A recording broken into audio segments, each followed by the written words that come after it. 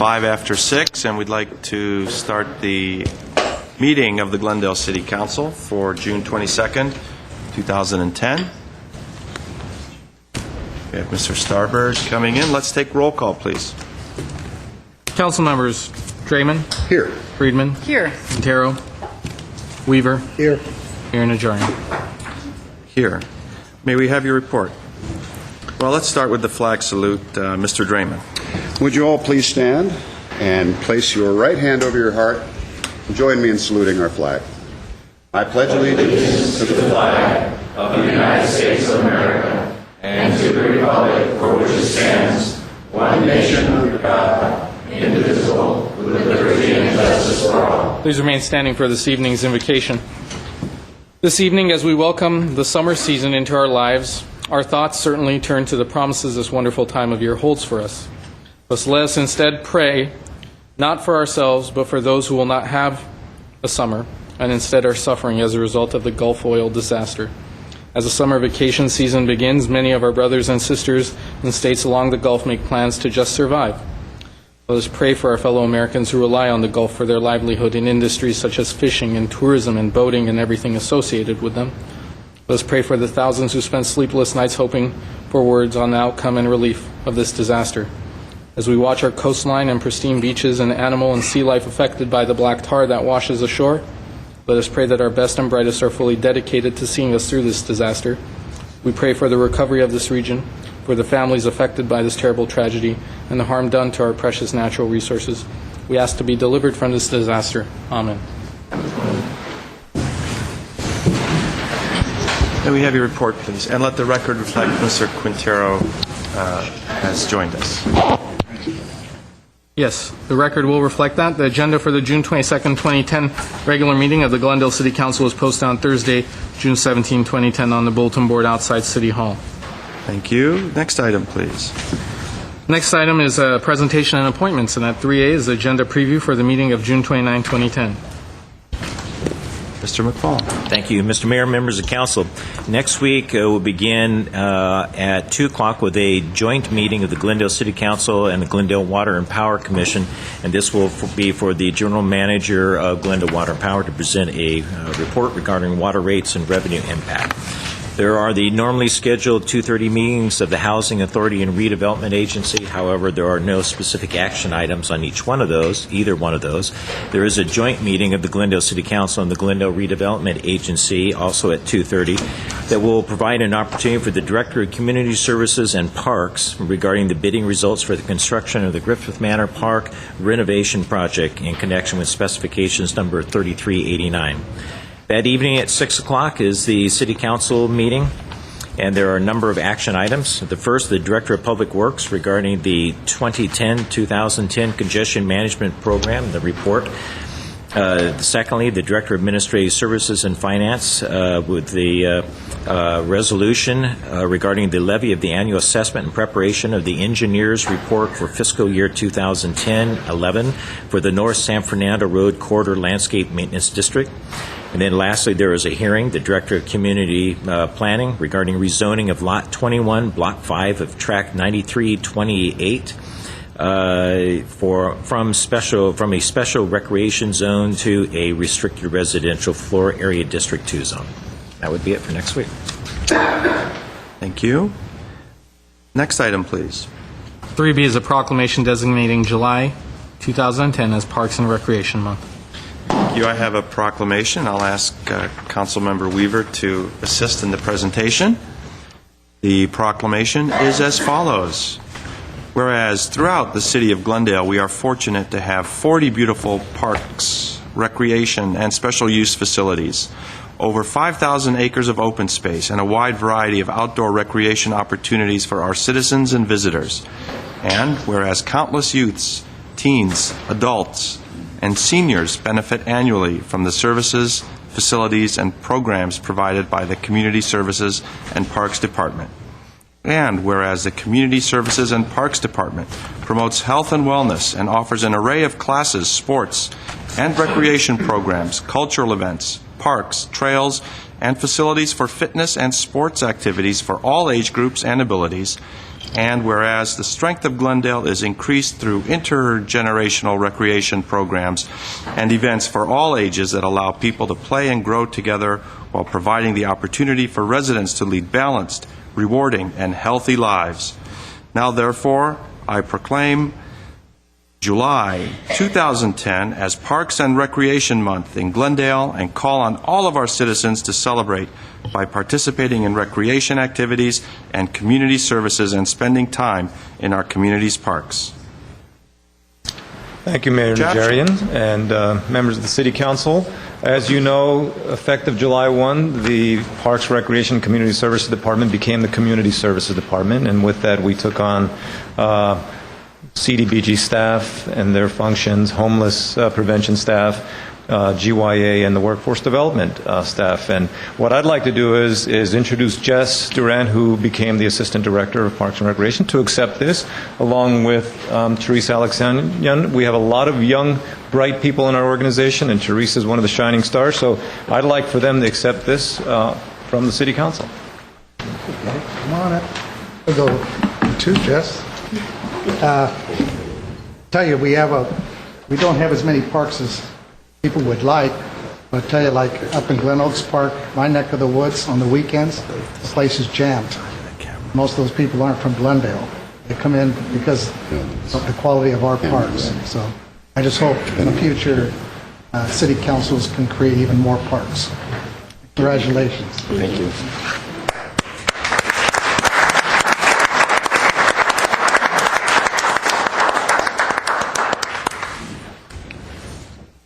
Thank you, Mr. Mayor.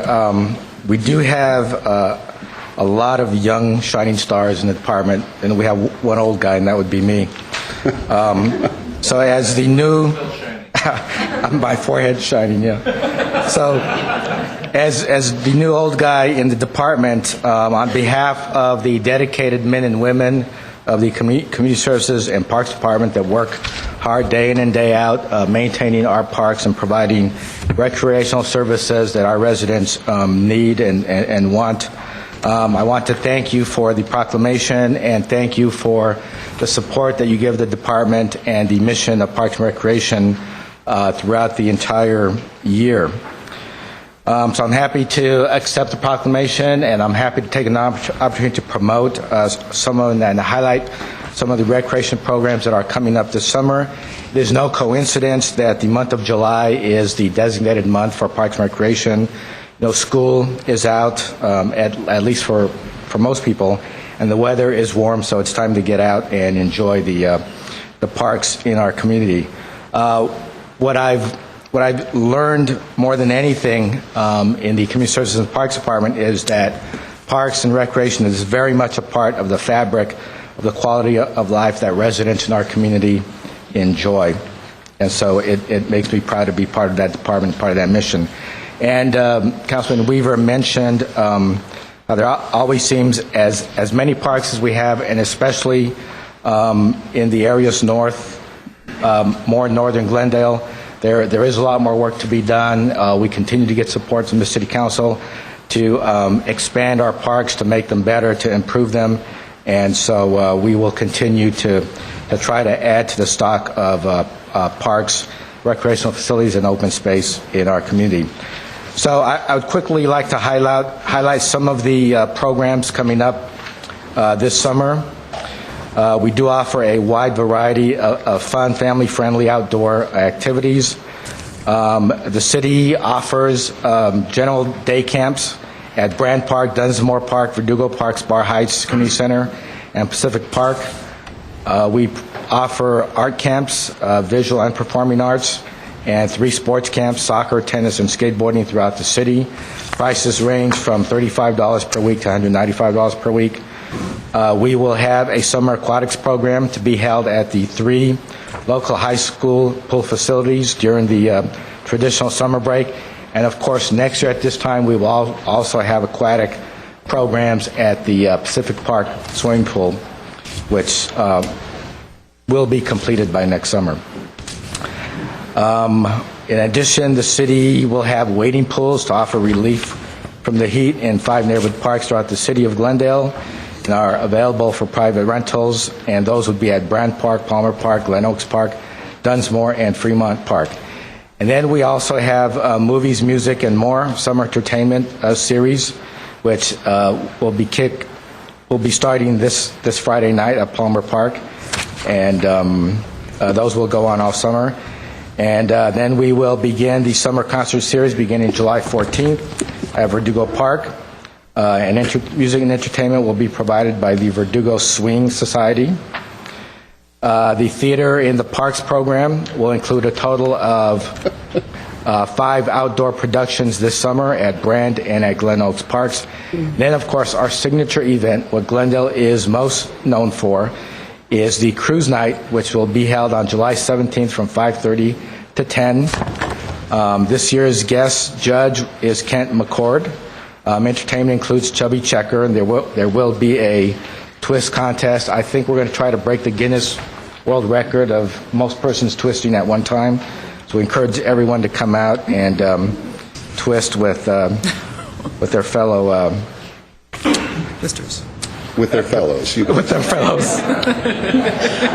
And the young lady next to you has no idea what you're talking about. We're going to have to show the young ones, but they will follow suit. So in closing, I just want to encourage those watching from home to look up the department's webpage and get all the information you need of all the activities coming up this summer. Thank you again. Thank you.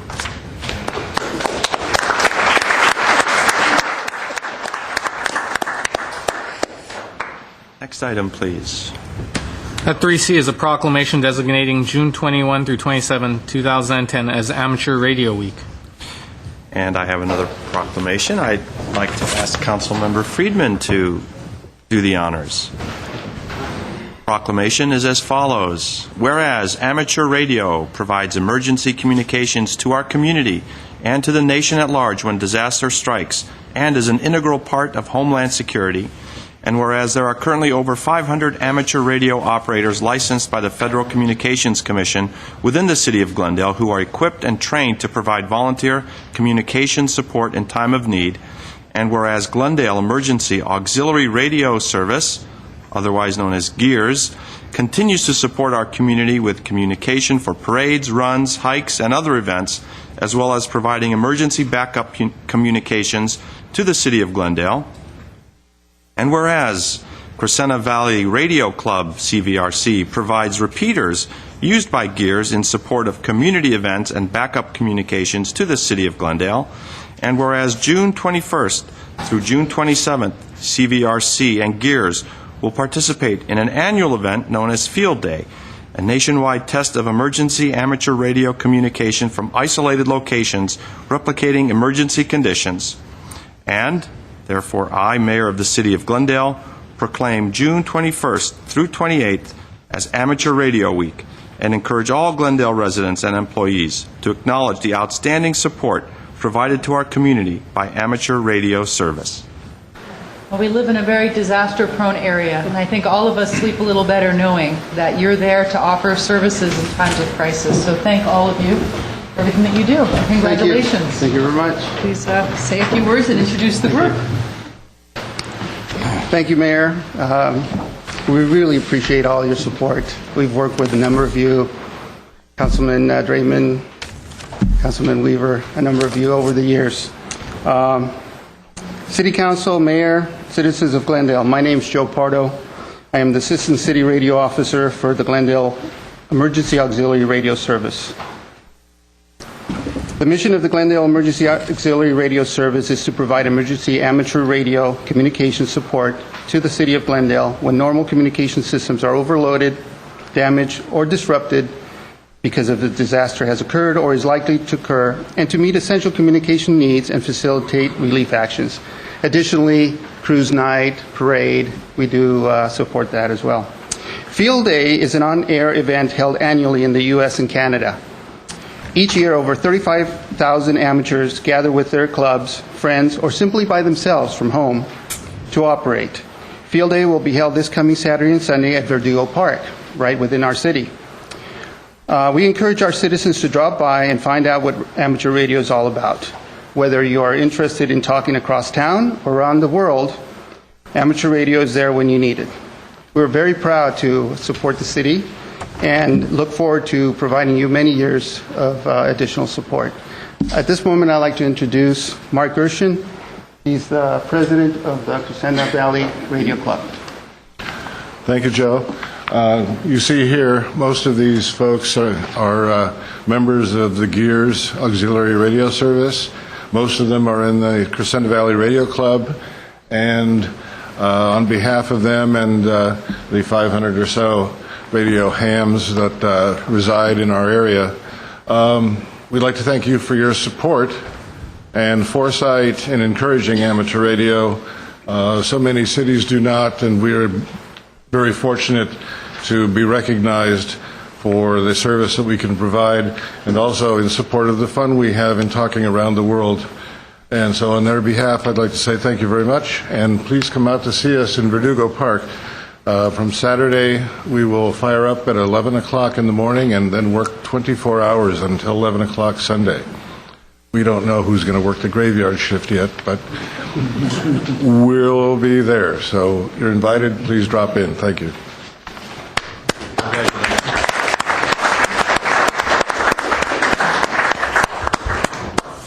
right. Thank you, Mayor.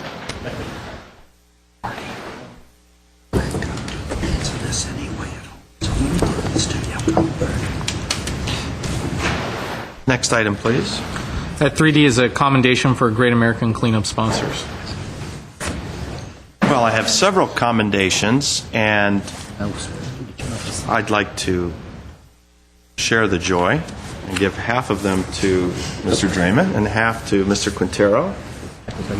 There are quite a few. If you gentlemen would go to the lectern and assist Mr. Engel in the presentations.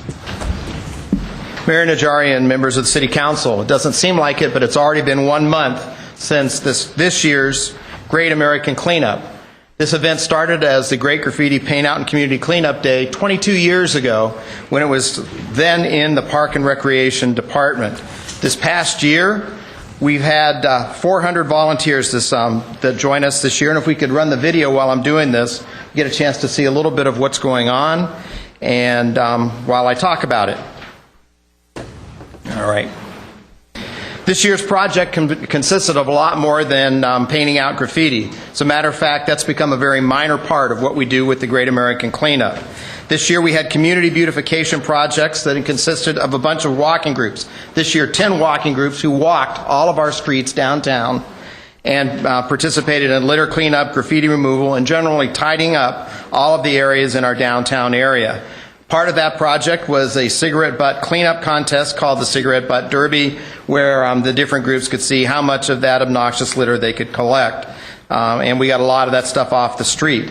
We had 8 separate community beautification projects that included 3 with our partnership with the Community Services and Parks Department.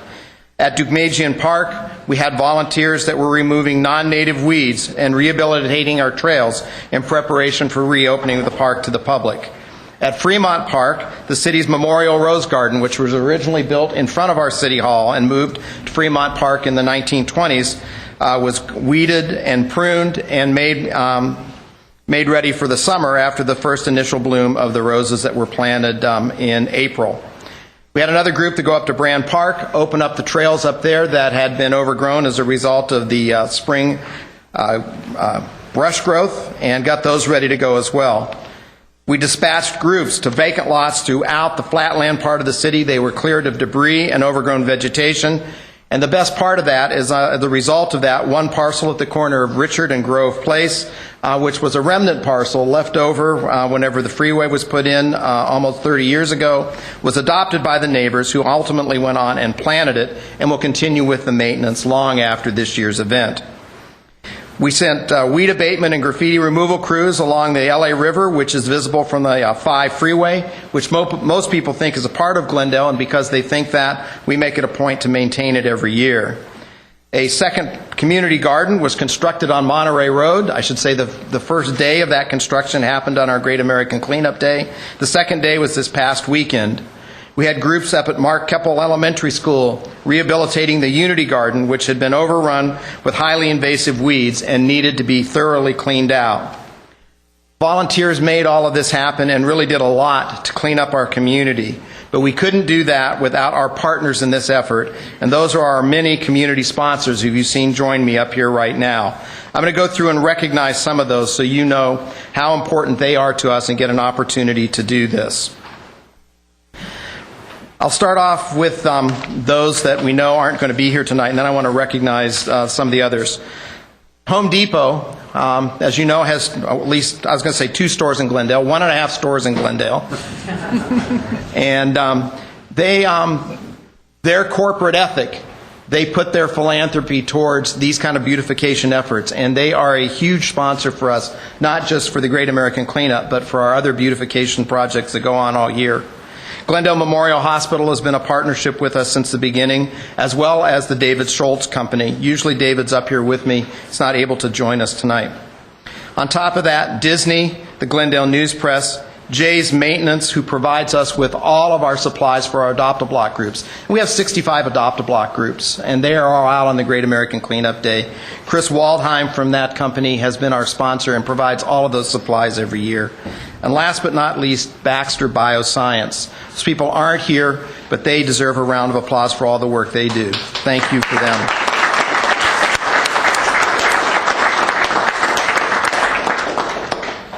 Now let's get to the people who are here tonight. And Mayor, council members, I'll start off with our own Glendale Water and Power Department. While they're our own department, they maintain a corporate ethic that says we will invest as the city's public utility back into our community.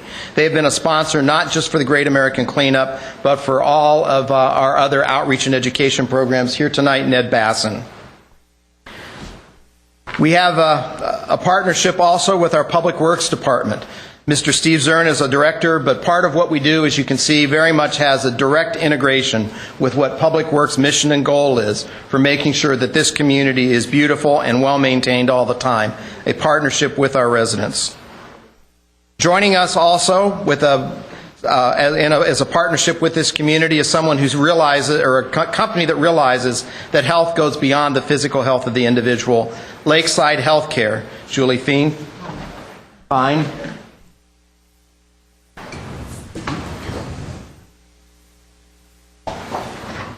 A company that gets a lot of promotion, especially during the summer season, but one that gets special promotion from us tonight is DreamWorks Animation, who was one of our sponsors this year. Michelle Davis. Hello. Thank you.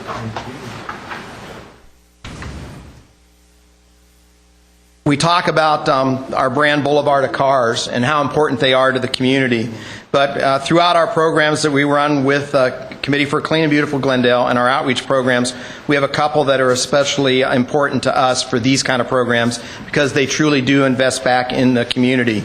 Our sponsor for the Great American Cleanup is Lexus of Glendale, Paris Bloom.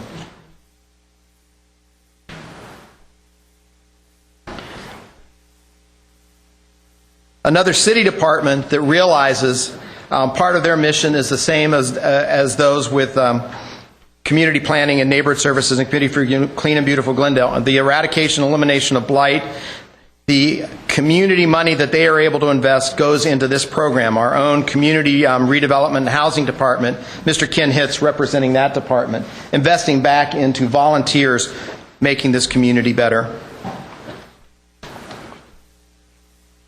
When I say the word thrive, I think you can all know what sponsor I'm going to talk about, because their mission and effort as a corporate philosophy comes out all the time when you hear that subject.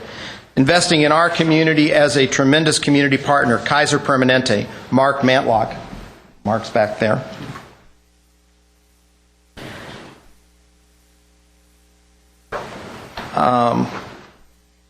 One of our sponsors has been with us for all 22 years, and I don't know that he's here. He's supposed to be, and that is Gary Hanna, who's the president of Jewel City Kiwanis, whether Gary made it or not. I will talk about them for just a second, because Jewel City Kiwanis has provided the food for all of our volunteers for all 22 cleanup days that we've held since the inception of this event. We'll point out that even though they've done it for 22 years, This year, we changed the menu. They provided hamburgers for all of our 400 volunteers instead of hot dogs. We understand that was a change that was gratefully accepted by all of our volunteers. The Glendale Management Association is more than just a group of people working for the city employees. They are working for the citizens of Glendale, and part of where they put their organizational philanthropy is back as an investment in the community. The Glendale Management Association, and I see Laura, I see Dave, anybody else? Jay? Oh, there's a bunch up here. Thank you guys so much. This event couldn't happen without a partnership with our police department. It sounds like we've talked about a lot of city departments, but it takes a lot to put on this event. It also takes a lot to get community involved. Representing our Glendale Police Department for Chief Rhonda Pompa. Todd, are you accepting that? No. Oh. John Gilkerson from our Community Policing Unit. Last but not least, probably a face that's familiar to almost everybody from a city perspective, but that is the Glendale City Employees Federal Credit Union. This is another group that has said, we are committed to this community of Glendale. We have Glendale in our name, and we're going to make sure that our namesake shines. Shirley Tapp from the Glendale City Employees Federal Credit Union. Thank you. Mayor, council members, we could not do this without these people. We certainly appreciate their hard work and hope that you would appreciate them as well. Let's give them a big round of applause.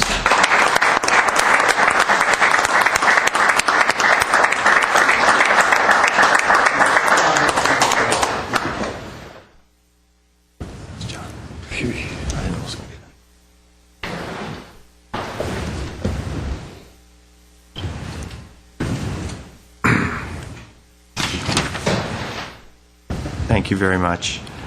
Next item, please. Next item is City Council and or staff comments. Mr. Draymond. Thank you, Mr. Mayor. Well, as my colleagues know, this was a busy weekend out and about in our community. We had fair weather and a lot of groups and activities, busy with projects on behalf of our community in a variety of areas. I had the pleasure of attending a few of them, and I'd like to talk about a couple of them.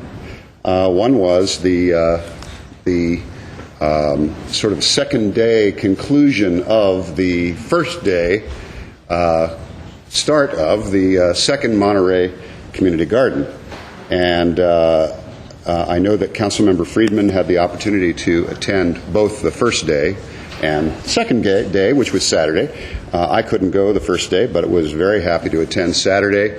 The Kiwanis Club, which was the primary group that was there installing the garden and the raised beds and swinging the hammers, and even had to work without a porta potty that had been misdirected somewhere. And the neighbor with the house next door to the garden was so grateful that this work was going on that even opened their house to about 40 or 50 or so volunteers, all strangers to them, so that they would have a restroom to use. So that's how much this is appreciated out in the community. They did great work. To the Glendale Kiwanis, thank you so much. To the Key Club members from the high school, thank you so much. And to the employees from Edison and so on that came down to volunteer. It's fantastic. It's a wonderful program, and I'm glad to see it literally blossoming in our community. Also, Mr. Mayor, the opening night reception on Friday night for the Art from the Ashes Gallery on Brand Boulevard in the site of what will be the Museum of Neon Art. And this will be our first professional scale museum in our downtown ever. Right now, the site is being used as this interim gallery space for Art from the Ashes, which is a wonderful program that is in conjunction with our Glendale Parks Foundation. And they have taken memorabilia, I guess you'd call it. They're artifacts, metal objects, wood, ashes, and so on from the Station Fire area in Duke-Majan Park. Approximately 62 artists participated in crafting this material into fine art in all media, sculpture, painting, drawings, etc. And it was fantastic and highly attended, very well attended. The sale of these pieces of fine art, the proceeds, if you will go to restore a portion of Duke-Majan Park, and eventually other parks in the city as well. So this is a major contribution to bringing back a nearly lost, but not quite lost, parks asset in our community. And I think everyone on the dais attended. I know Mr. Weaver was there, Ms. Friedman, Mr. Quintero. I think I missed the mayor there, but it was a wonderful reception and opening, and then it continued with a public opening on Saturday night that I understand Councilmember Friedman attended, and I'm hoping she's going to talk about that. The interesting thing is that the very next day, Saturday morning, was the grand reopening of Duke-Majan Park. And what a fantastically beautiful day it was, for starters, but also to see a facility that had been seen the brunt of the station fire, and of course sort of had opened up a wound in the Crescenta Valley. It's an asset there that people love and enjoy, and to see the community come out to celebrate in the reopening of the park was absolutely fantastic. We got to participate in dedicating McFall Oak, dedicated in Bob McFall's name, since he was instrumental in saving that great old historic coastal oak. Beyond that, Mr. Mayor, I just wanted to remind folks that 4th of July is coming, and that can mean only one thing, and that means that the Crescenta Valley will see its annual 4th of July fireworks show, which is now a long-standing tradition in the community. And I see Steve Pierce and Dave Myers in the audience. I'm assuming, since they're wearing firecracker red T-shirts, that perhaps they'll be talking about it later. And I also would like to remind the public that the same day, the 9th annual Montrose 4th of July Block Party Hot Rod and Classic Car Show is on from 9 in the morning until 2 in the afternoon. 200 classic vehicles in 3 blocks of Honolulu Avenue, along with the normal Sunday festivities there. So you can go in the morning, see the classic cars. Most of them are museum pieces from either the Nethercutt Museum or the Peterson Automotive Museum, and then from some of the finer collections in the city that are privately owned vehicles. And then, later in the evening, you can go on up to La Crescenta and enjoy the fireworks and the rides and the fun and the food, and just make it a wonderful community-related 4th of July right here in Glendale. With that, Mr. Mayor, I will gladly stop talking, and I thank you very much. Thank you. Ms. Friedman? It may have sounded like Mr. Draymond covered all of the events last weekend, but it was such a busy weekend that he actually didn't even get to them all. It was such an exciting weekend, and those events that he mentioned were really wonderful, and I know a lot of members of the community were out and about and taking advantage of the different art openings and park opening and all of that. One other event that was a lot more somber but extremely interesting was hosted by the Seroptimists, and they put on a play called Body and Soul. And it was one night only, unfortunately, but it was an incredibly professional production of professional actors, an award-winning theater director, and the play was all about the issues and the problems surrounding human trafficking and sexual exploitation, primarily of young people. And it was extremely disturbing. It's a terrible problem, and it's a huge problem in this country that doesn't get a lot of attention. But they had a couple hundred people in the audience. The audience was completely riveted. I had the honor of participating in doing a panel discussion, hosting a panel discussion afterwards. Every member of the audience stayed for the panel discussion. People asked questions. Afterwards, we had a reception. The audience spilled into the reception and continued the dialogue. So people were very energized, and as much as they were all disturbed by what they learned, I think people really saw it as a call to action, and I'm hoping it does galvanize the community into focusing on this issue a little bit more, because it's a worldwide issue, but certainly even in Glendale we're not immune to young people being trafficked, being exploited, and these are some of the most vulnerable members of our population, and something for us to remember that when we support groups like Path Achieve, that we also help with this issue. Something else, which is more of a message to the staff. I know that we're not finished with our renovation, but I think it's very important that we plan to put the pictures of the mayors not back in this chamber because they no longer fit, but somewhere in City Hall. We have plenty of wall space, and these are men and women who served our community and who are the fathers and mothers of Glendale, and they deserve to be here in City Hall for the public to see. And I feel very strongly about that. And so for those of you who may have missed them, I will do my best to make sure that they come back. Thank you very much, Mr. Mayor. Thank you. Mr. Quintero. And of course, we're going to have my picture in the middle. All of the larger. Excuse me, and larger. No, it'll be done chronologically. So I think that's a good idea, Ms. Friedman. Yeah, it was a Parks and Rec weekend without a doubt, starting Friday night with the Art for the Ashes opening. That's worth seeing. I mean, it's free, and the artists that participated, 62, just did an incredible job of actually taking some of the objects that were burnt in the station fire and doing just incredible art with it. The proceeds will go to the Parks Foundation, the Glendale Parks Foundation, and in fact, they're fairly reasonable prices. There are a number of items there that I plan to take a second look at and hope to purchase. It's at 216, is it North Brand or South? South. 216 South Brand, so it's literally across the street from the Americana. And I really recommend that you go by and look at the artwork and maybe even purchase.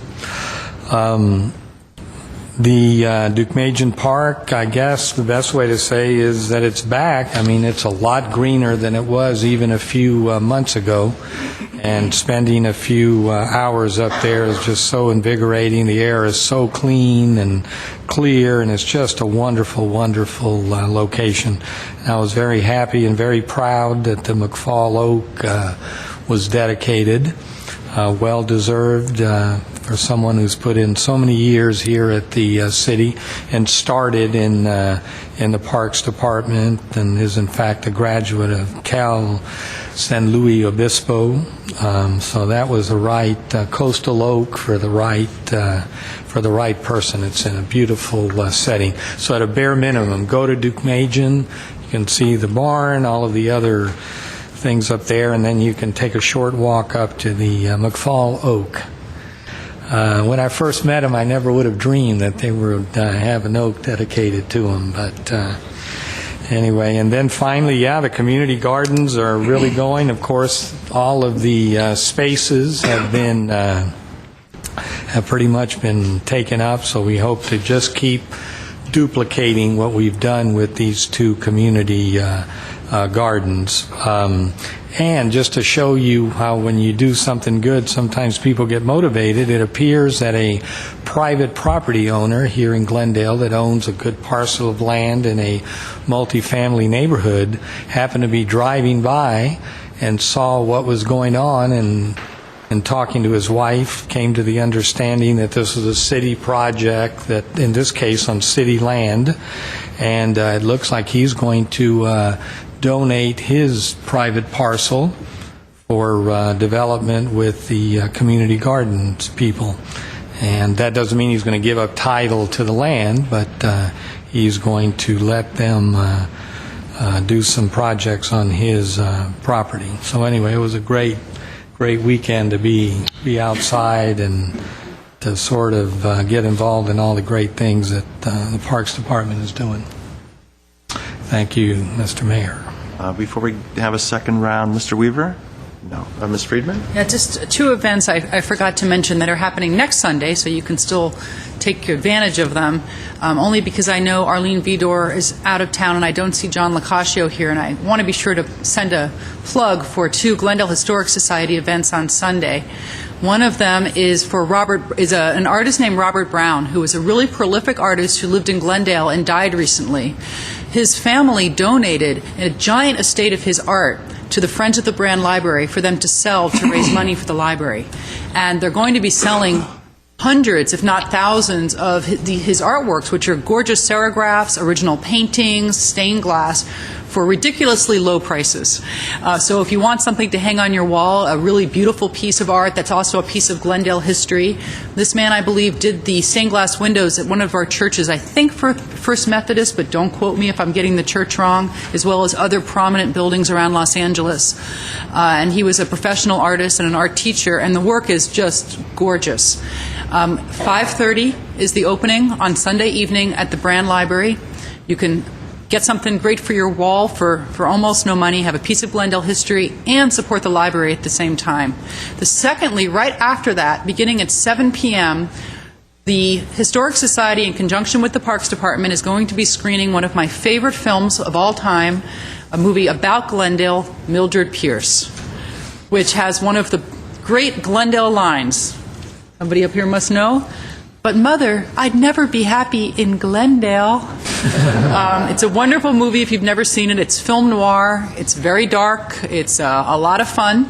And it's going to be a great time, so bring a picnic basket. It's outdoors on the lawn in front of the doctor's house at Brand Park at 7:30. And I will be there and hope to see all of you there. And Joan Crawford won the Best Actress Award, Academy Award for that film. And I think that's why she wouldn't be happy in Glendale, because her mother was Joan Crawford in the movie.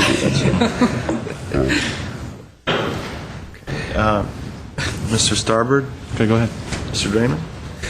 I'm sorry, Mr. Mayor. There's a letter that was handed to me just after I concluded my remarks, so let me just jump in here.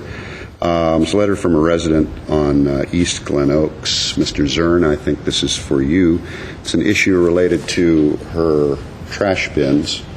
Apparently 3 100-gallon bins were originally delivered, and then they requested smaller bins, but there was never an adjustment. In any case, I think they've been trying to reach you and haven't quite gotten there. So rather than read the whole letter here, I'm going to pass this on to you, but if you would be kind enough to get back to the author of the letter and to me, too, just so I'm in the loop on this. Okay, thank you.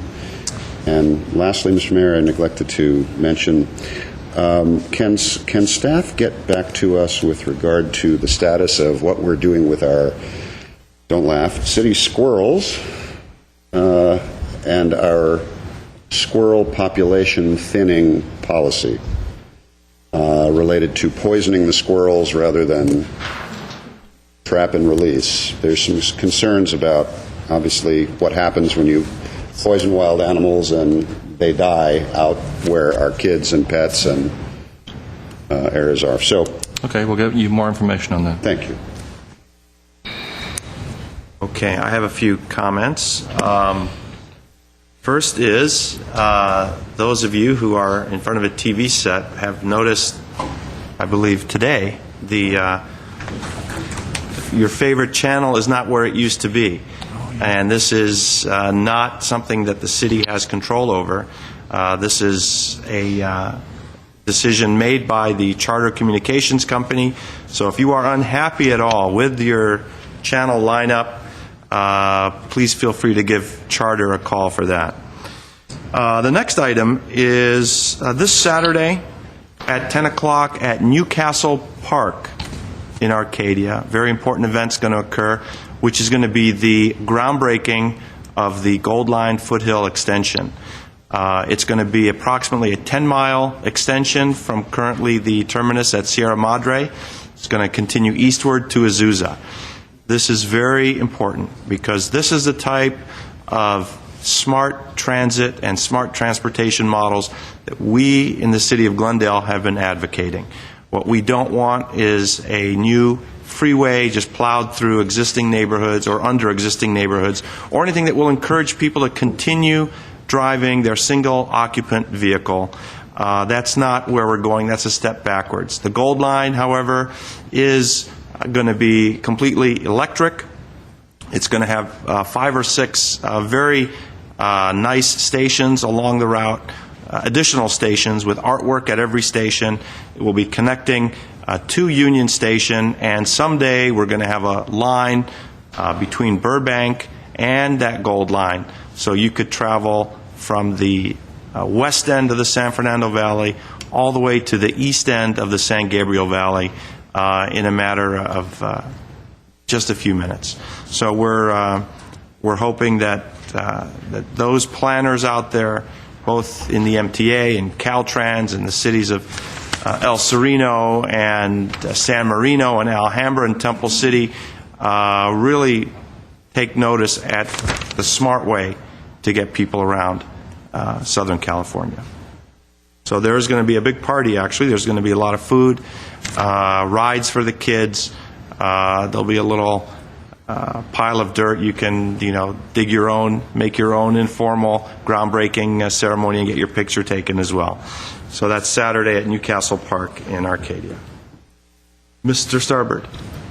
Yes, Mr. Mayor, thank you. A couple of you have mentioned, made reference to this earlier, and I can't let this evening go by without noting that this will be the last council meeting that we have Mr. McFall sitting here beside me.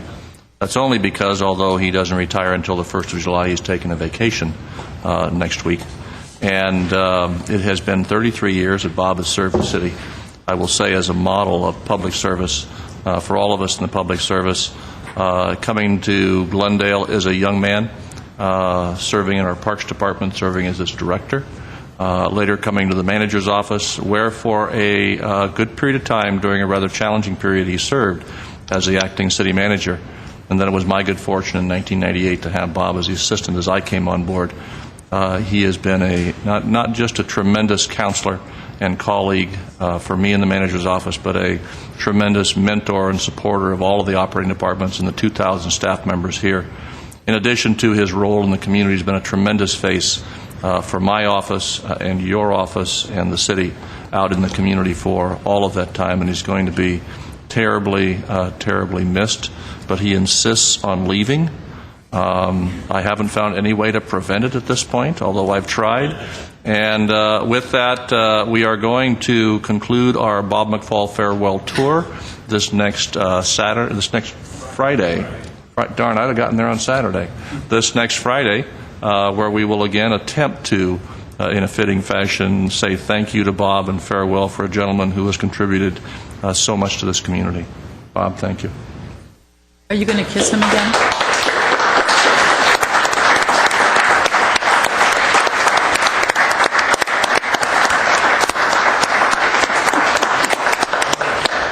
I do have to say, there's this rather notorious picture that's going around of Mr. McFall planting one on me. And I have to tell you, as much of a nurturing, sensitive person as he's made out to be, his email to me the next day he said, "Don't worry, didn't mean anything." I said, "Bob, you're trifling with my affections." So, no, I suspect there won't be very many more of those. Thank you. Mr. Kasakian.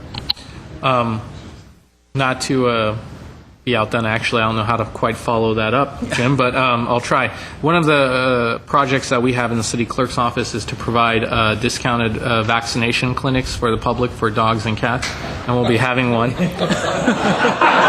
Like I said, I don't know how to quite follow that up. I was hoping to go before that announcement, Jim, but so Thursday, June 24th, here at the City Hall campus in the Isabel lot from the hours of 6:30 to 8 p.m. So in 2 days, individuals who have pets who would like to have discounted vaccinations done for their animals can bring them here, and we will help them with that. And if they have any questions, they can call our office at 818-548-4000. And I wish Bob McFall well in his retirement as well. Thank you. Okay, let's move on to the consent calendar. We have one card. I have a card to pull 5B. Yes. The consent items following a routine and may be acted upon by one motion. Any member of the council or the audience requesting separate consideration may do so by making such request before a motion is proposed. Will someone move 5A and C? Yes, I will. Is there a second? Second. Roll call, please. Council members Draymond? Yes. Friedman? Yes. Quintero? Yes. Weaver? Aye. Mayor Najarian. Yes. 5B. 5B is Director of Public Works regarding disposition of surplus equipment, armored bank truck. B1 is a resolution approving donation of armored bank truck to the city of Guadalupe, California. Mr. Mohill.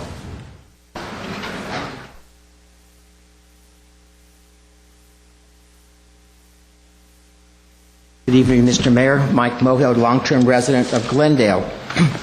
I come before you this evening concerned about the city donating used equipment to somebody else. My question is, why don't we eBay it? Are we that wealthy that we cannot eBay the equipment? That's my first concern. If we took the money, we can use it to fix the potholes and the sidewalks.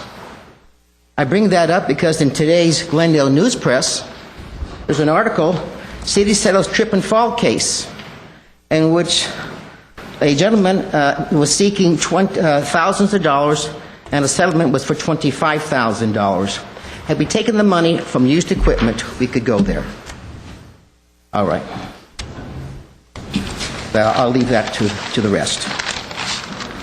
Thank you. Any other comments from council on 5B?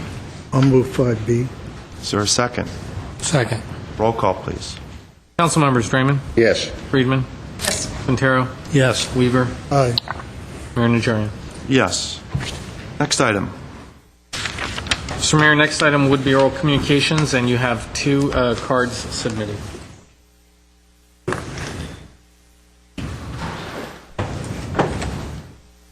Steve Pierce, followed by Leon Mayer.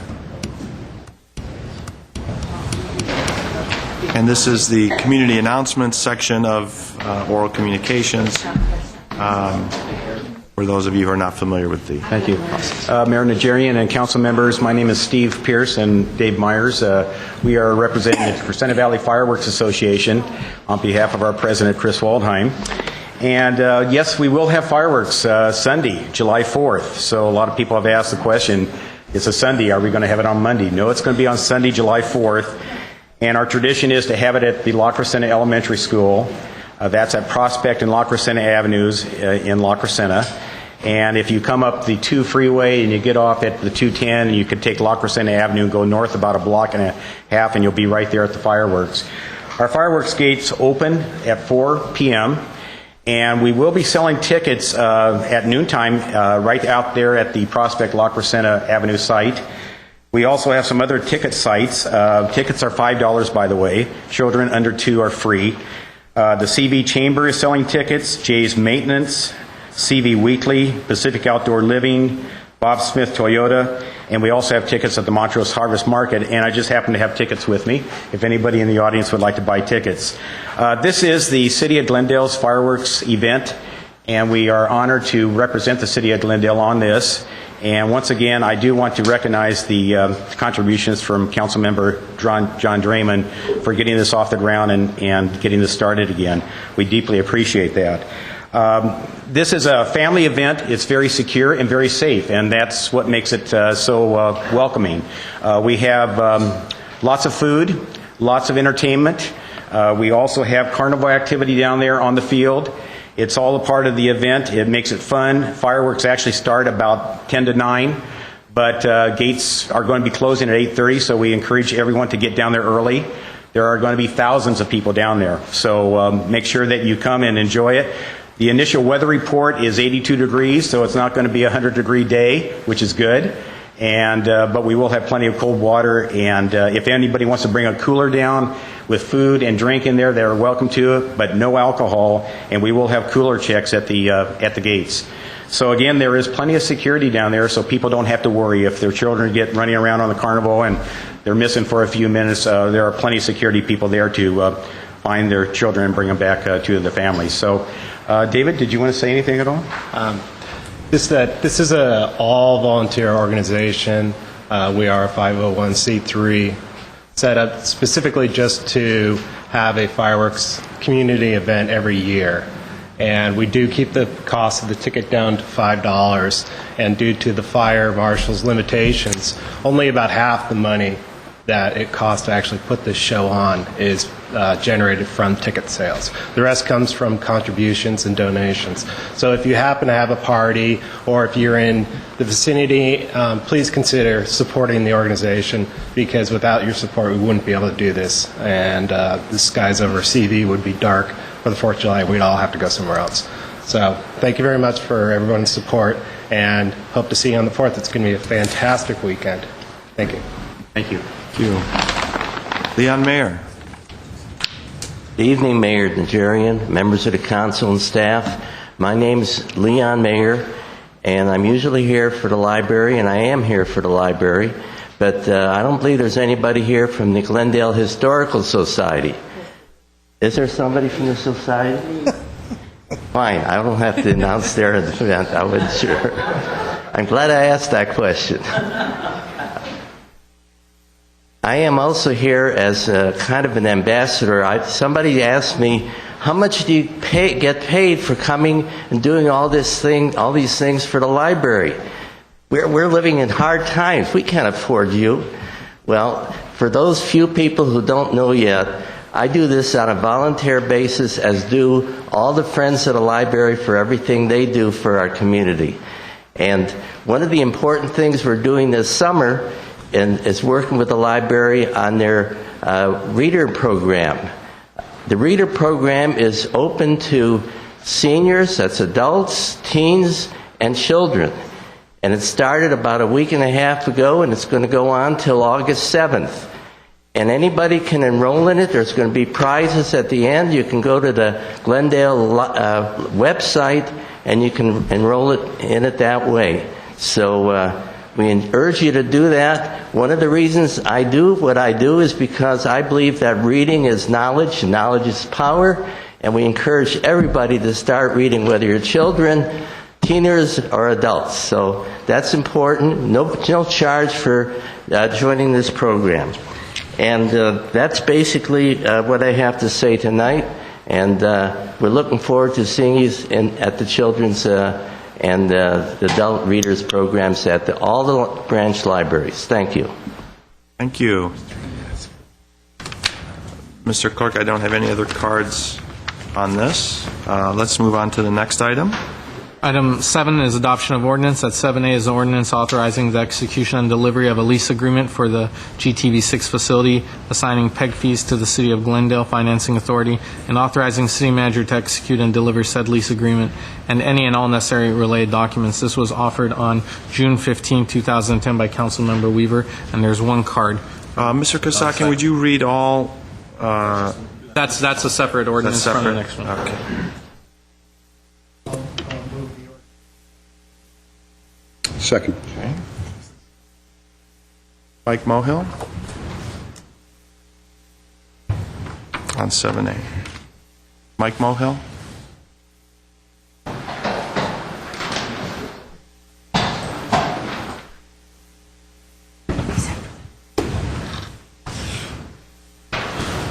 Excuse me, we doing 7A? I'm sorry. 7A. Okay, yes. Oh, excuse me, I meant 7B, pardon me. I'm sorry. I got the wrong one. Excuse me.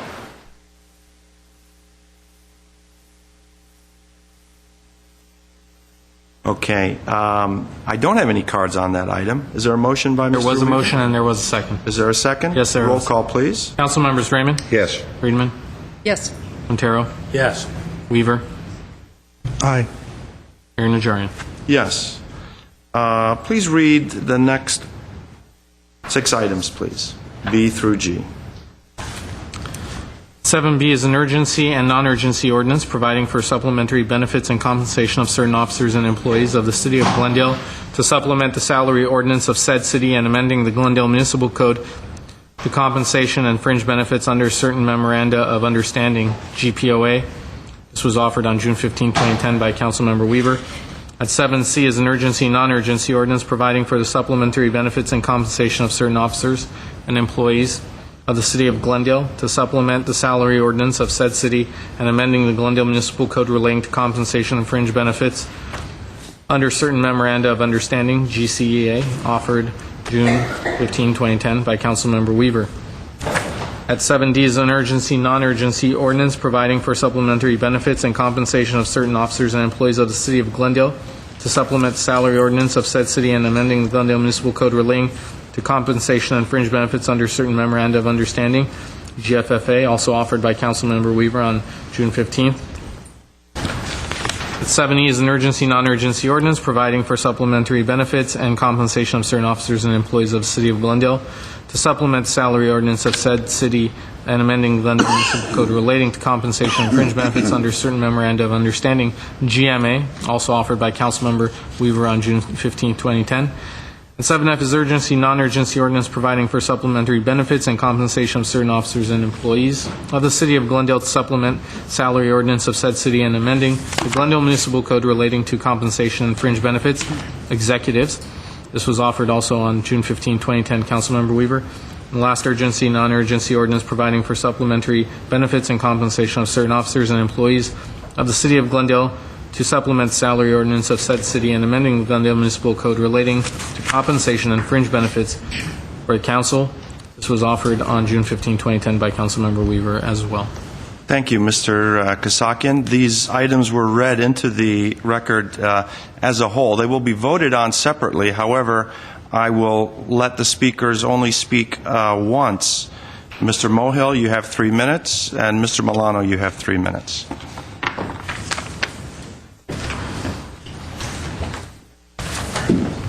Good evening.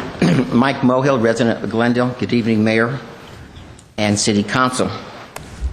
By voting on these so-called urgency ordinances tonight, you were telling the taxpayers that they are going to pay an additional $1.2 million in health care benefits for city employees and their dependents, who you in essence have selected the Rolls-Royce of health care insurance policy, while many residents go with limited or without any health care insurance at all.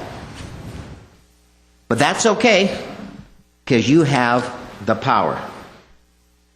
Taxpayers are already paying outrageous utility rates, and God forbid, an additional $1,600 should they or their loved ones need to call an ambulance for some assistance. This, ladies and gentlemen of the jury, is in addition to the millions of dollars taxpayers are already paying for employees' health care benefits.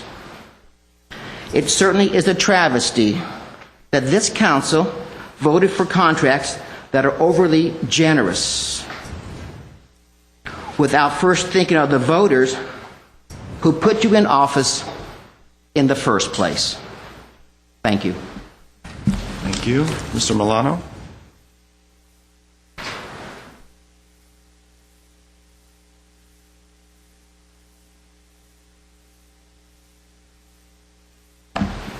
Mayor Najarian, members of the City Council, my name is Herbert Milano. When the city introduced the supplementary benefit package last week that provides these supplementary benefits to the city employees or organizations, the City Council held at these chambers a public hearing. Some of the members of the public spoke, and they presented to you several concerns. Large, unsustainable increases in the pension cost of the city, large, unsustainable increases in the health benefits, and a lack of transparency. But it appears to me that the document before you, despite all these concerns by the public, is the same identical document that was presented last week. In other words, the public hearing had no results and no persuasive points in your decision to approve it exactly as it was presented.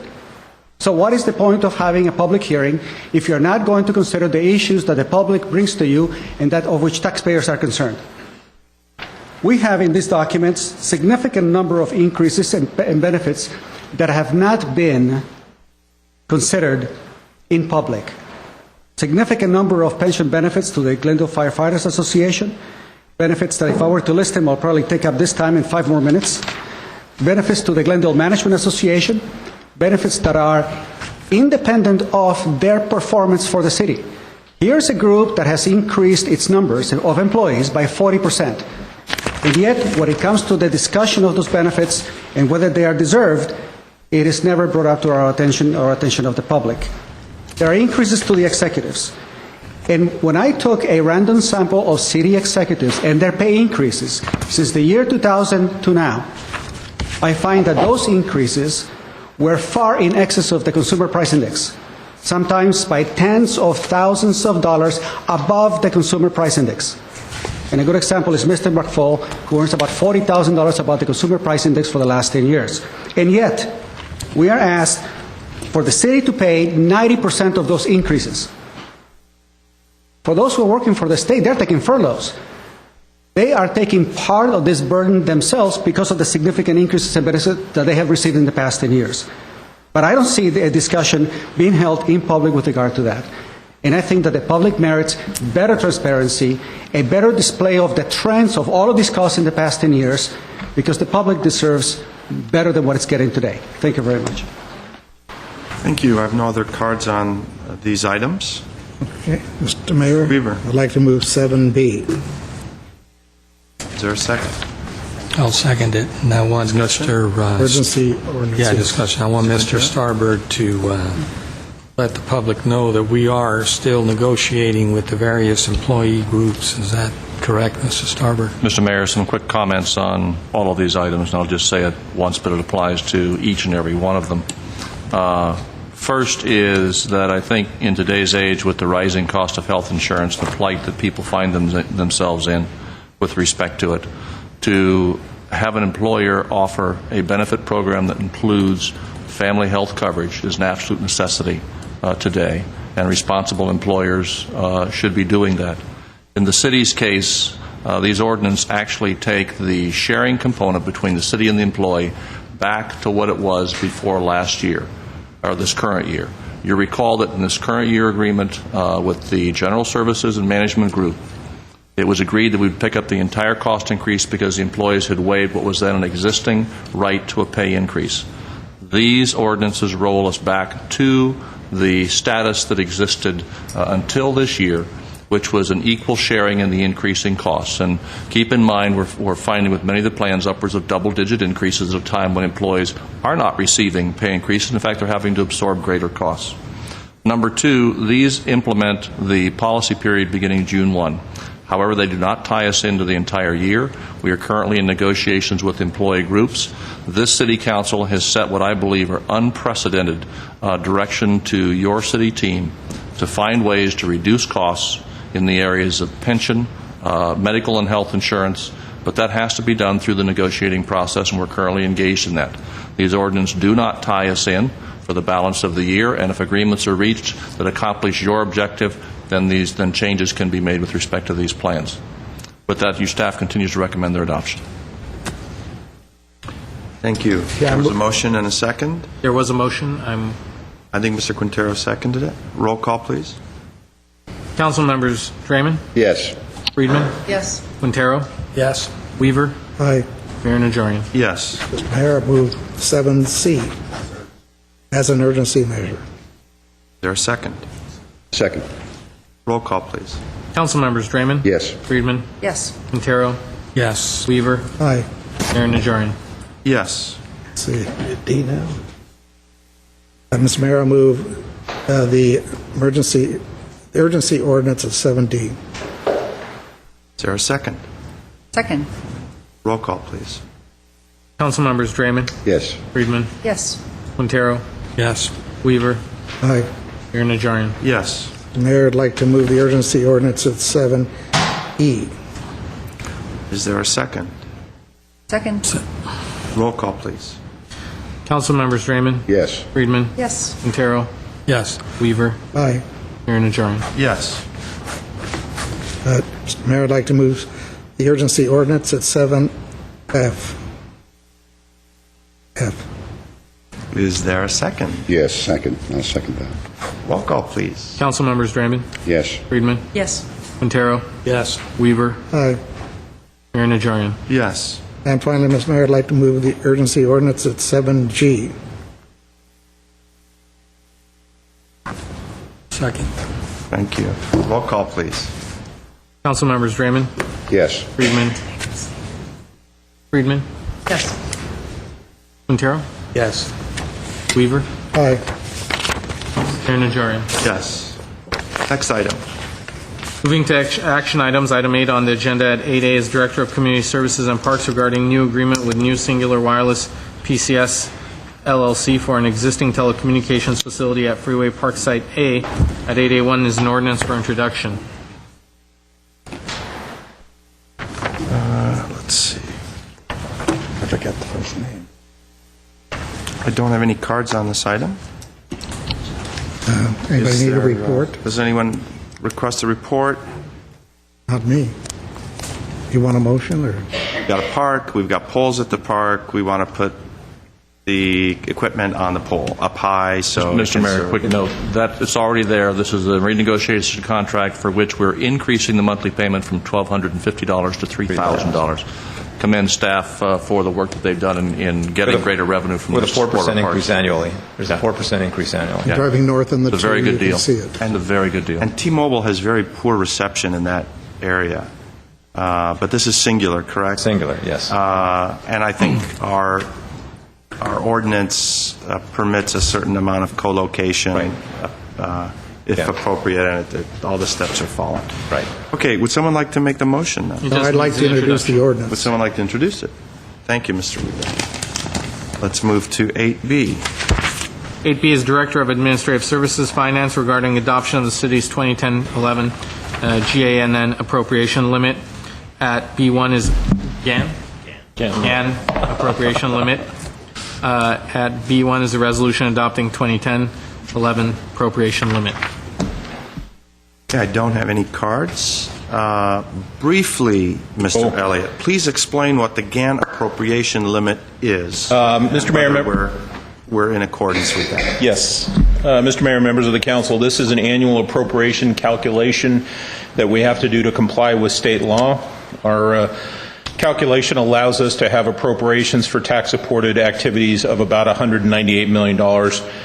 However, our appropriations are about $140 million, so we're about $58 million under the appropriation limit.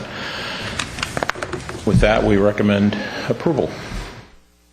Okay, and this is named after Paul Gann, the tax crusader, to make sure that cities do not overstep their expenditures of tax funds. Tax-supported appropriations, correct. And I will say, I think since its passage, Glendale has never even reached the limitation. Okay, Mr. very Mayor? good. Would someone, Mr. Weaver, So move 8B1. is there a second? Second. Roll call, please. Council members Draymond, Friedman, Yes. Quintero, Yes. Weaver, Aye. Mayor Najarian. Yes. Let's move to 8C. At 8C is Director of Administrative Services Finance regarding annual Glendale water and power transfer. At C1 is a resolution reducing the percentage of operating revenues to be transferred from the Glendale Water and Power Surplus Fund to the General Fund for fiscal year 2009-2010. Did you say reducing? Yeah.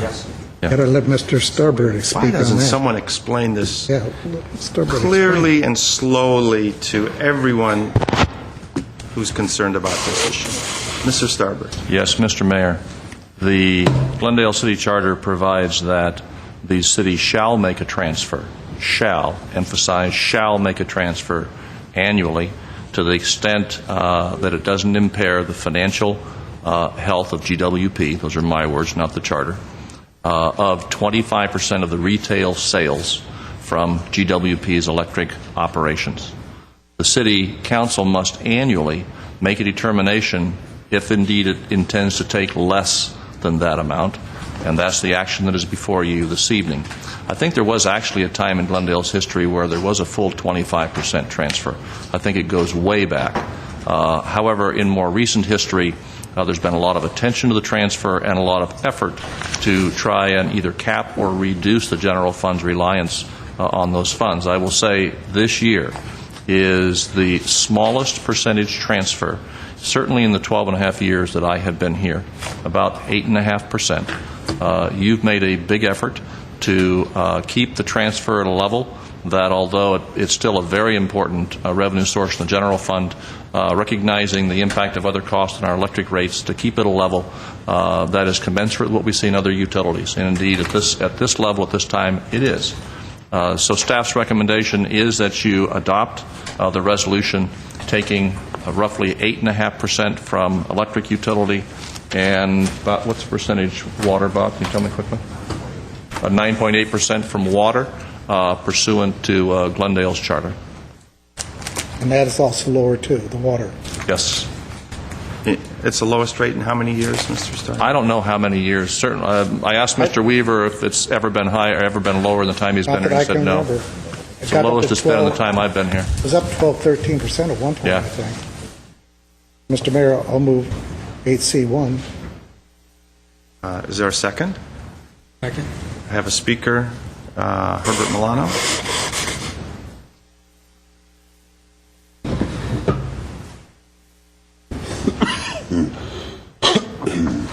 Mayor Najarian, members of the City Council, my name is Herbert Milano. The Glendale water and power transfer of $19 million from the electrical utility is made possible by the increases in the rates that Glendale ratepayers pay for this utility. And the studies that I've done comparing the city of Glendale with surrounding communities, the city residents pay the highest utility of any of the nearby communities. If we take the information that's available in the statistical report of the CAFR, I could not find any city in Southern California that charges as high a rate to residents as the city of Glendale. That in itself is significantly problematic. And if you say that it does not impair the functioning, 3 years ago, you had to rely on a bond of $60 million in order to be able to sustain and uplift the reserves of this utility. Now, if the electrical utility transfers is not problematic enough, the $4.1 million being transferred from the water utility is illegal. It goes against Proposition 218. And prior court cases have defined, in the case of the Los Angeles Unified School District against the Los Angeles Department of Water and Power, the court held that those particular transfers violated the spirit of the law and the law itself of Proposition 218, which is a constitution of the state of California. So my suggestion is that you keep those $4.1 million in reserves just in case there is a lawsuit filed against the city on this violation of the California Constitution. Thank you. Any other speakers? Mr. Starbird. You have other speakers? Mayor, I have a card in there. For 8C? No, you don't. I have you for 8D. Come on, Mr. Mohill. Did you wish to speak on this item? No, I'm bad day today. Let Mr. Starbird speak on this. Mr. Starbird. I was going to ask you if you'd like me to make some response. Please. Absolutely. If I can. First off, because Mr. Milano repeats it over and over again, doesn't make it true. You had a report not long ago from GWP on our rates and comparisons. His comments have been, earlier, we were the highest rates in the state of California. Then we're the highest rates in Southern California. Now we're the highest rates in the neighboring communities. That just isn't correct. We're at about the average. Now, depending on which class you look at and which individual rate you look at, we may be higher or lower. Glendale's strategic plan has been to make sure our rates are competitive. And in fact, his 5-year goal is to bring our rates 35% below Edison. And I will tell you, the general manager and his staff have done a tremendous job of reining in costs in order to do that. Secondly, the issue of bonds and debt in utilities. Utilities utilize bonded debt because the improvements they make with those last for 50 to 100 years. And it's completely appropriate to use bonded debt to finance very long-term capital improvements. Frankly, I think this city lived for many, many years on its laurels as it relates to infrastructure and GWP. And the Council's direction for the past 10 years has been we need to address infrastructure needs in our utilities. We had more outages. We were facing a level of service that wasn't appropriate in the community. And you wanted us to make sure that we lived up to GWP's credo of having reliable power. So the bonds that have been issued to put in long-term permanent infrastructure that will far exceed the repayment of those bonds. And I will note in the process, we have increased our rating by the various rating agencies on those bonds from A to AA. And you only have to read the narrative that they have provided and what they have looked at to see that it's because of the management and the policies set by the city for the management of GWP. Thirdly, and I've said this before and I won't go through it again, city councils in decades past made decisions that forever cast us in a position of having certain structure of revenues in this city. Things like business license taxes that once upon a time you could raise with an action of the council, increases in property taxes, decisions of whether we were going to have larger taxes or smaller taxes, they were cast in concrete over 30 years ago with the passage of Proposition 13. One of the decisions your predecessors made decades ago was we weren't going to have a big tax burden. We were going to rely on the benefits and essentially the dividends from our electric and water utilities to make sure that we didn't have the level of tax burdens that other cities are facing in Southern California. And they did that for years and years and years. Frankly, it served this city very well. In 1978, the world changed for cities with the passage of Proposition 13. As a result, our property tax allocation was forever cast in place with a very low taxing effort by the city. As a result, we got a relatively small share of the property taxes compared to our neighboring communities, and that has remained and will remain for a very long time.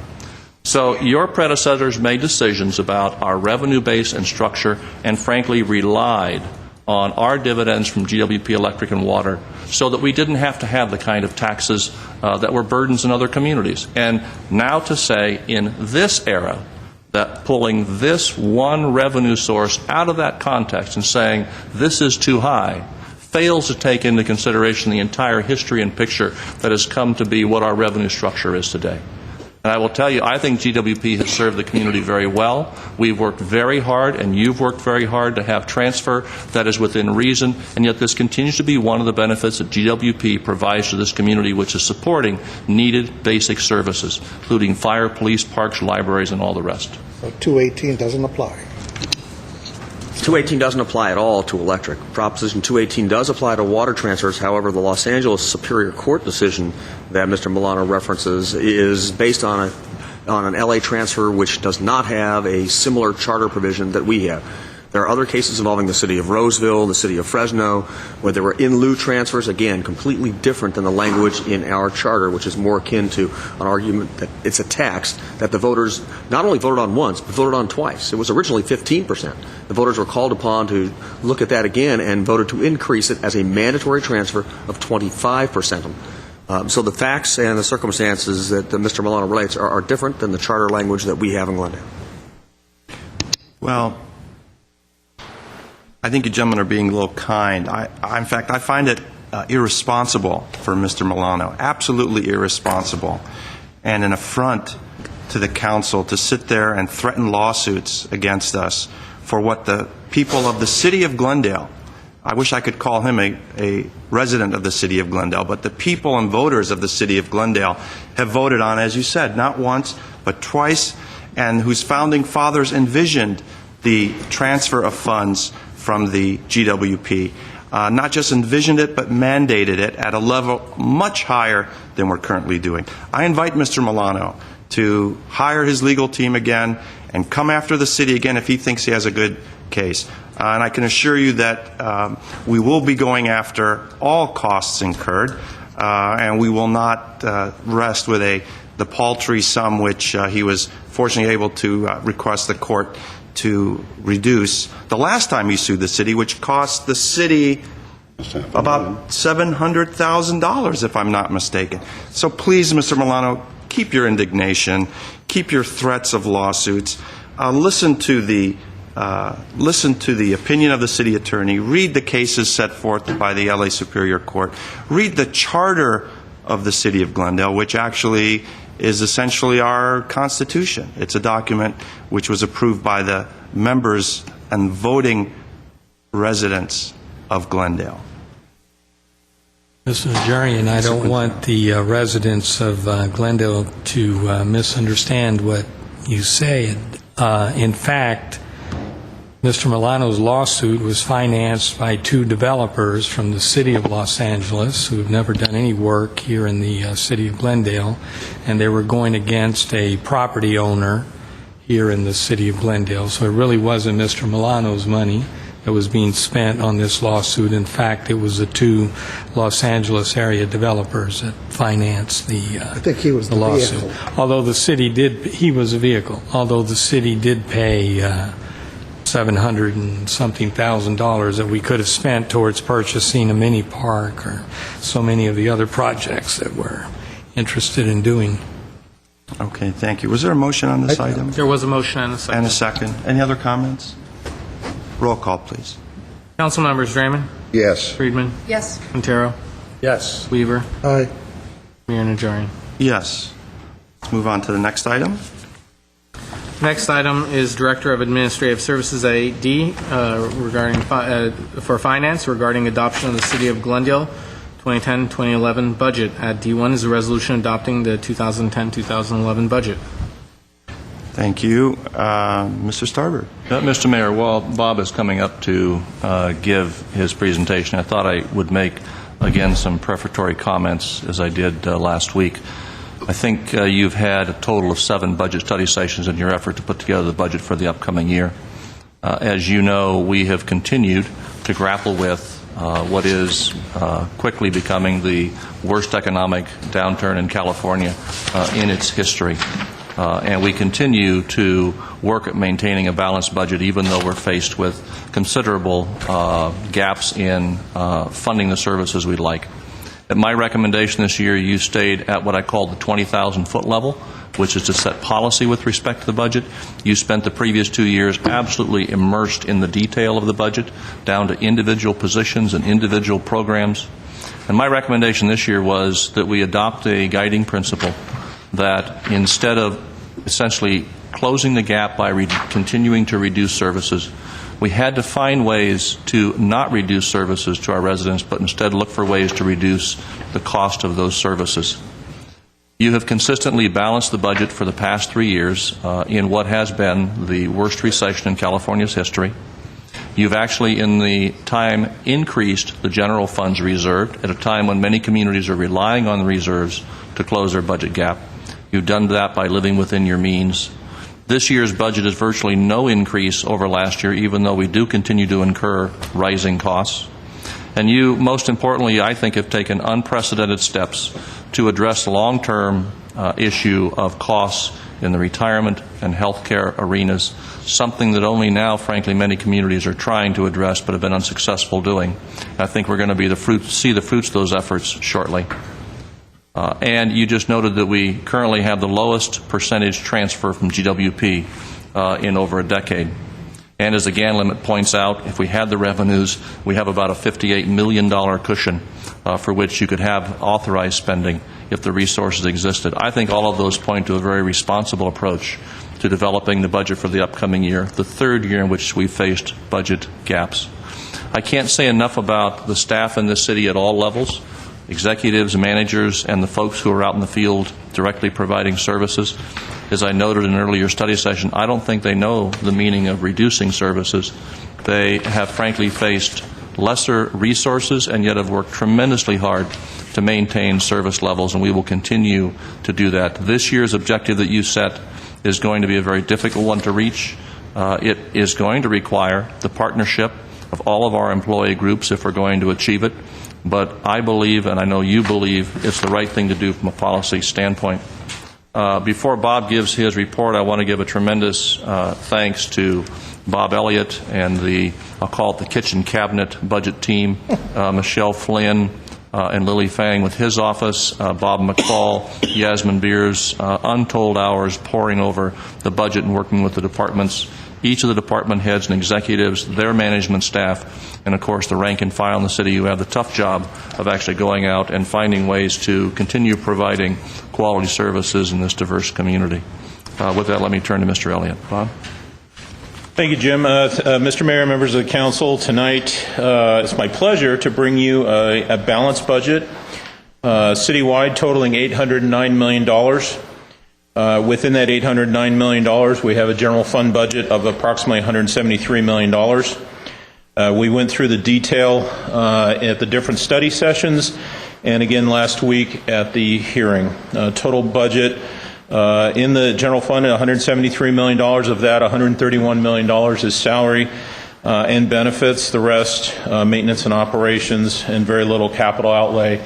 And again, built-in $3 million savings effort that we're hoping to gain from our negotiation process. We presented all that detail in multiple study sessions between March and May of this year. Spent a lot of time reviewing a lot of the non-general fund operations this year. Special revenue funds have a total budget combined of $111 million. Our debt service funds, where we pay all our debt out of, a total budget of $17 million. Capital projects or capital improvements, a total budget of almost $11 million. And our enterprise operations, which is GWP, refuse, sewer, and some of the other enterprise funds, a total of $419 million.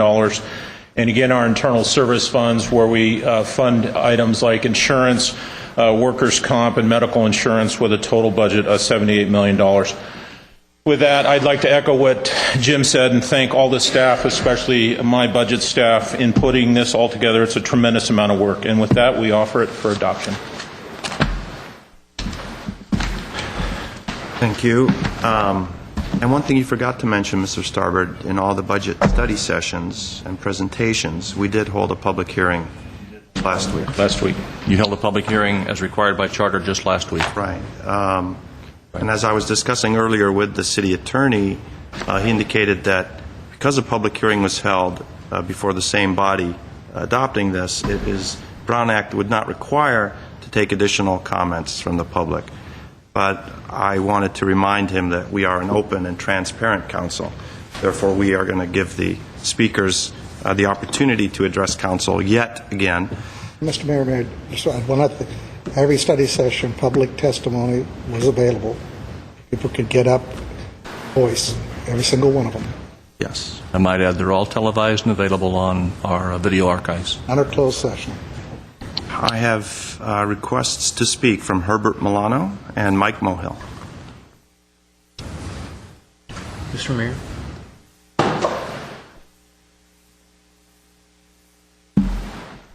Good evening, Mayor R. Najarian, members of the City Council, City staff. My name is Herbert Molano. For 11 years, the city's budget has doubled from under $400 million to $800 million. During that same period of time, the population of Glendale barely grew by 2.5%. During that period of time, the outreach to the public has been minimal, as evidenced by the few attendees at the budget study sessions, and the public hearings have had very little public input. During that same period of time, concerns that the public have brought to the council's attention have been ignored. The budget, when presented at the hearings, is virtually identical to the budget presented at an action item on the city's agenda. Several concerns stand out. The city's payroll expenditures have been growing at an alarming annual compound rate of 7% that has nearly doubled the city's annual obligation from 10 years ago. The city's pension system is approaching a 300% increase and now makes up nearly 25% of the gross salaries of city employees. In 1991, the city approved that its pension contribution of 9% would be transferred as a base pay to other city employees, who then in turn used that as their deduction towards the pension. As such, the city pays clearly about 34% of those pension in gross income when you add that particular amendment. The city has increased the health benefits of its employees, and high-end city expenditures have increased over 500% during the same period. The city has taken few steps to control its payroll costs, which make up 80% of its expenditures, and has not applied prudent steps that will help mitigate the losses due to the transfers that the state of California is requiring. The city's property tax and sales tax revenues have been insufficient to meet the increases of payroll wages and benefits that the city council has granted its employees and city executives. So now the city is incurring more debt to address the infrastructure and major capital improvement needs. As a result, the city's debt is now hundreds of millions of dollars more than it was 10 years ago. Instead of controlling runaway costs, the city has resorted to increasing the fees it charges to city residents and its stakeholders on its enterprise activities, regardless of the impact on how low-income residents are affected by it. And the list is of over 20,000 residents who have been severely impacted on their Glendale water and power electrical rates. The city has failed to present the financial information in an easy-to-understand format. It has consistently failed to present to the public the trends and the graphs on key expenditures such as payroll, benefits by department, and the city has also made it more difficult for the public to understand and verify financial information when it stopped preparing the budget summaries by department in 2007. And I could go on. I think that we need to get the warnings that we have now with the state of California and many other cities who are now suffering under the impact of budgets that were not thoroughly vetted out in the public. Thank you very much. Thank you. Mike Mohill.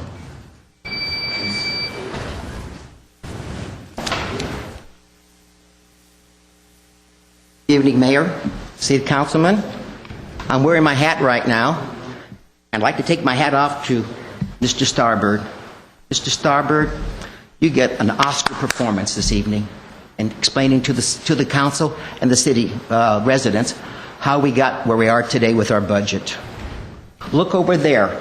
The streets and the sidewalks, they're falling apart. Trip and fall, Mr. Draymond. My wife, trip and fall. $25,000 just the other day in today's paper. Settlement, another $25,000 for another trip and fall right in the Glendale News Press. We're doing a good job. Look over there. Look at our city services. You paint a beautiful picture for the city of Glendale, Mr. Starbird. Generous salaries and pensions and health care benefits. We just did it tonight and last week. Why must we continue giving our city employees additional money? No one's giving me extra money. But I forgot, each one of you have received, in the past, campaign contributions. And I guess my campaign contribution wasn't significant enough to get your ear. $20 million was our last infrastructure account. Now we only have $10 million to fix the roads and capital improvements. Now, $6 million are going to go for the swimming pool at Pacific Park, and I believe Mr. Draymond wants $1.2 million this year for Rockhaven, to fix Rockhaven. What does that leave us left to fix the sidewalks? Are we going to have more lawsuits? Is it cheap? How much we pay our attorney, Mr. Scott Howard, and his department to defend the city against, you call them frivolous lawsuits. But I just saw a $25,000 settlement in Glendale News Press today. And how many more are there? Remember the claims against the city, Mr. Weaver? I presented here several months ago, and you laughed at me. Well, here's one that came to fruition. Still laughing at you. Absolutely. And you compared Glendale, which has a population of only 200,000, with Los Angeles, which has $4 million. Wow, what a great comparison. Still laughing. How about comparing us with either Pasadena or Burbank? How do we compare there? I think that's closer than saying $4 million elephant. Oh, by the way, Mr. Starbird, you told us back in July of 2008 the budget was balanced. Then you went ahead and gave the city employees $8 million pay raise. And at the end of the year, you went ahead and did what? Cut the city services by $10 million. Mr. Draymond, don't you remember? End of in July 2008, that was when Mr. Giuseppe was still on the council, and he voted against both the budget and the pay raises for the city employees. But oops, I just forgot that. Again, my hat is off to Mr. Starbird. Thank you. Mr. Weaver. Well, my last shot at the budget here. And I've said before, people, two types of people. People in this city or any city that see that this is a good city. And when there's a typo written in a report or whatever, they say, hey, that's human nature. A little mistake, fix it. It's a good city. And then there's the other kind. To say, this is a bad city. This is a lousy city, and I'm going to set out to prove it. Find a typo? Uh-oh. They're trying to deceive the council and the public. Well, there are a few of them. The public, as far as I understand it, is Milano, Mohill, and Barry Allen. I don't see any other public ever down here. Oh, a rare one once in a while. Mr. Mohill, why don't you walk the streets of L.A. and look at their sidewalks, look at their streets, look at their potholes. I don't have everybody coming up to me and saying, our streets, our sidewalks are terrible. Yeah, there's some places that have to be repaired. Where do you think all the money's coming from? We're not in rich times. And Mr. Milano's dead wrong again. Like last week when he talked about the increase, I think it was 45, 50% in salaries, whatever. I just did a little computation, assuming over the last 10 years we had a CPI index of 3% compounded for a decade. Turns out 35 to 40% just on the cost of living. Piece of bread, loaf of bread, anything goes up in times. So it's increased like that, but don't factor that part in. We've hired, 38 police officers. We provided other new services, all at a cost. More personnel, more salary, whatever. But it's what the public wanted. So everything that, when these guys take things out of context, numbers out of context, and put it together, they think they're impressing us and impressing the public. The problem is, we never up here, we never know what is going to be thrown at us on that night. How can we have the volume of the city with all the facts and figures to rebut at our hands at that time? And 99% of the time we can rebut everything that is said by the members of the public. Doesn't wash. And Mr. City Attorney, would you please address that settlement if it's the one we think it is? I read that in the paper today. Mr. Mayor, members of the council, the two cases that were mentioned in the news press, one is currently pending, so it has not been resolved, and the other one, if I recall what my staff indicated to me today, was the demand was $25,000. The case was settled for $7,500, not $25,000. So again, get the facts right. Get the facts right before you get up here as the public and tell us what the public demands. Well over 207,000 people don't listen to you. Thank you. Thank you. Mr. Quintero. Leaving personalities aside. Yes, please. Back to the budget. Yeah, it's been a very difficult, this is the third budget that we've worked on with revenues down, and we're obviously aware of the economic situation that the entire country and in fact the world is in. But having said all that, I think staff has done a very good job. Mr. Elliott and his staff, Mr. Starbird, Mr. McFall, everyone has worked together with the council, with the department heads to put together a budget that will certainly hold for a while. These are moving documents, and we're working with the employee associations. But anyway, I think these past few months it's been a lot of work. A lot of decisions have been made, but I think we're headed on the right track. And when we started this process, I guess it was in March, I forget when it was, but that first budget hearing, the public comment from the same speakers was just so horrible that I had to assure them and the staff themselves that the sun was going to rise that next day. This was on a Tuesday, and sure enough, the sun on Wednesday just came up like it always does, because it sounded so horrible listening to the presentation from the quote public, from the speakers that showed up that morning. But anyway, it's been a difficult process. I'm glad we've gotten most of it out of the way, but there's still more to come. Mr. Mayor, I got one other thing I thought of. Back in the early 90s, I purchased copies of the city budget every year, paid my money over at the old Water and Power Building, and started studying it.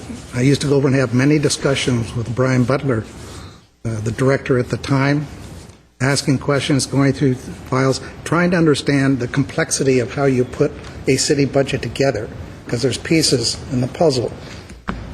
All I can say is the budgets that we study here today, Jim Starbird and Bob Elliott and staff prepare, are far, far simpler and easier to understand than they ever were.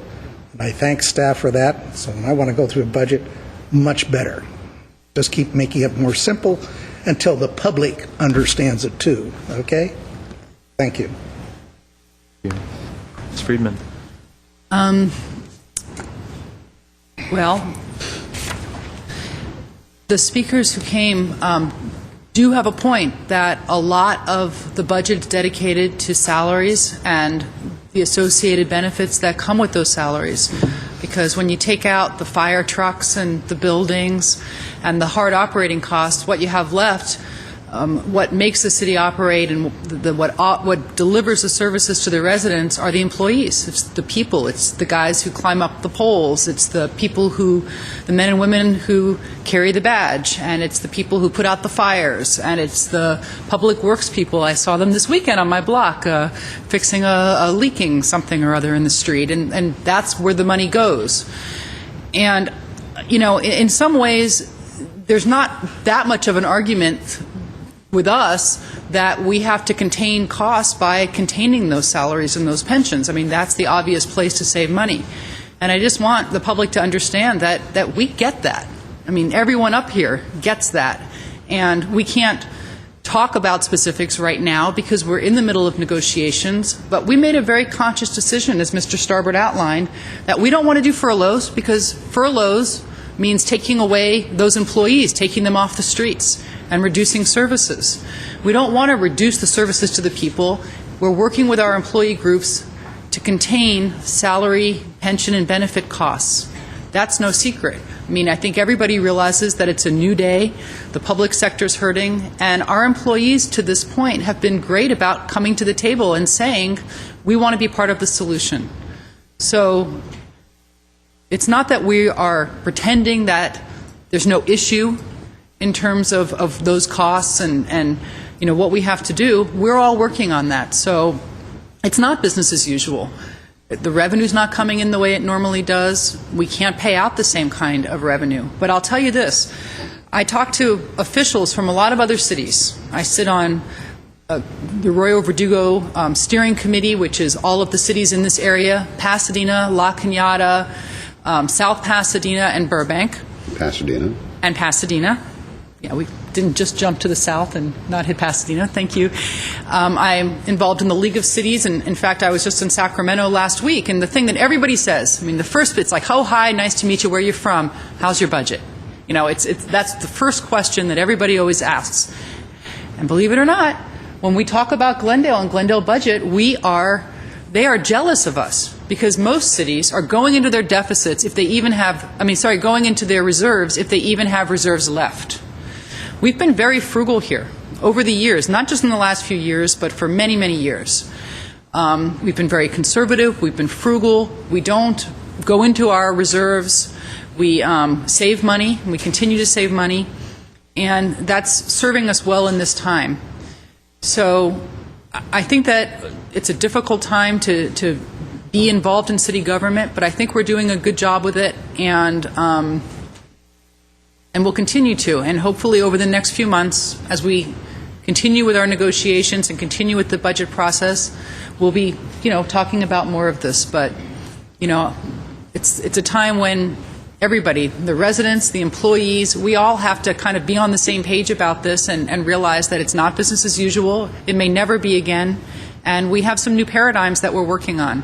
So I see a lot of hope, and, I understand what the public's saying, but, we are responding. And we are working very diligently to get things under control and to continue to be a conservative and a frugal city. Thank you. Mr. Draymond. Well, I'm not going to reiterate the points that my colleagues have made and staff has made and so on, but, I guess one of these discussions would be incomplete without at least one of us saying, I've lived in this city a long time, but I have lived in this city a long time. I was born and raised here. And it's just amusing to me to hear the same two people come to the microphone over and over and over and over to say that Glendale is a fiscally impulsive city, and it's not just this council, that the history of this city is replete with councils that spend like drunken sailors. It's just patently ridiculous. This council, these council members, live in the same city you live in. And the reason some of us are laughing, Mr. Mohill, is because you come to the microphone and essentially say day is night. And it's just absurd. You don't want to talk about LA? Take a drive down to the Empire Center. Drive down Victory in Burbank. Drive some of the streets there. You must jar your teeth out of your head just driving the streets. Drive a block or two north or south of Old Town, Pasadena, and try to keep your car from falling into a pothole. To come here and say our streets and our sidewalks are, quote, falling apart is absurd in the extreme. So it is hard to keep kind of a straight face up here. You allude to a lawsuit, and you have the numbers completely upside down and backwards, while you're castigating the city manager about a typo in a budget from a few years ago. And you point to a former council member who voted for the budget, made a big speech about how proud he was about the responsibility that his colleagues took in bringing this budget forward, in studying it, and so on, only to vote against it the following week. I don't know what to tell you. We clearly understand what's going on in the community financially. We clearly understand that our duty to the very people who elected us is to provide a high level of service, and we're having to continue to do that with less. And that's precisely what we're doing, providing more with less. That's not something to insult or attack our city employees. That is of benefit. That is a compliment. That is good. And then we hear the old wheeze, the old saw about, well, it's because you council members received endorsements when you ran for office. That's what it is. Yeah, right. That's what it is. Yeah. I'm going to sit up here and mislead the public because the Police Officers Union Association endorsed me. Yeah, that's it, Mr. Mohill. That's what this is all about. And the last thing I'm going to say is, when I hear some of the spin from these two, particularly the one who's, because I can't even take Mr. Mohill that seriously. But when Mr. Milano comes up, Mr. Milano's an intelligent man, and he speaks intelligently, but on this subject, it's as though, it's the word of the wise man who lives in the hole in the ground.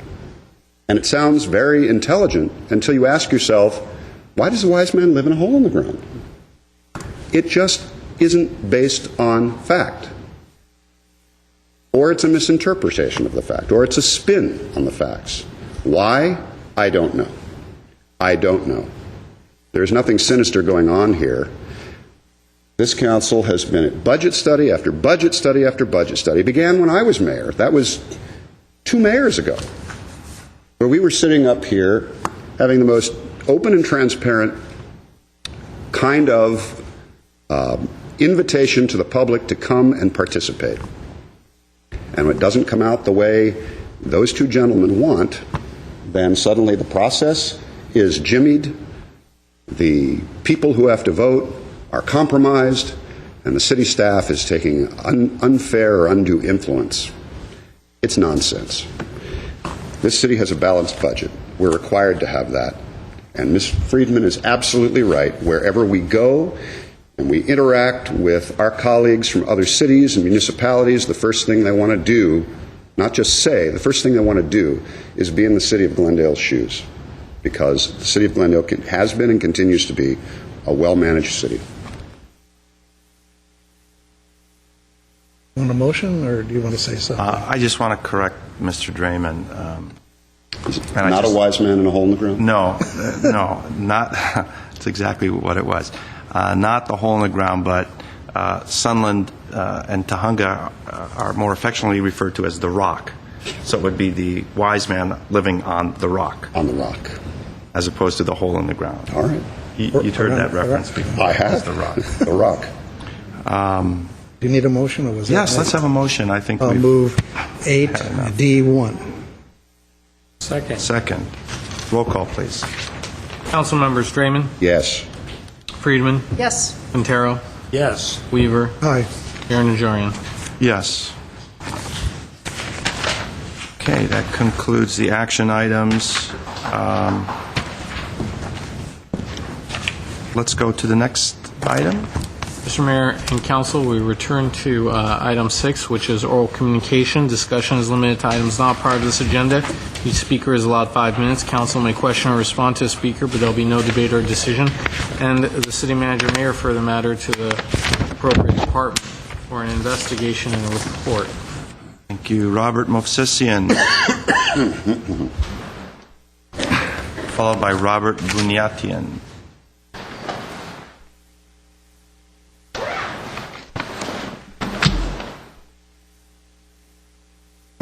Mayor Najarian, Mr. Jailbird, staff. Coffee shop Urartu on Maryland Avenue is almost down the drain. These are his last breaths because of your idiotic decisions, raising his electricity bill by 35% just last few months, not permitting his customers to smoke outside of the coffee shop. You create obstacles. You allow smoking marijuana or marijuana mark, but you don't allow smoking cigarettes. How can you expect him to pay sales tax? Are you guys sadistic? Are you enjoying this really? Or you don't care what happens to him or his family? Don't you have any conscience? He can't pay his own bills or his kids' college education. Heaven forbid, perhaps homeless. What was enacted by fascists. He says it's better to die with honor than live with shame. Public is waiting for your explanation for the last few weeks about your shame park. Thank you. Robert Bunyatian.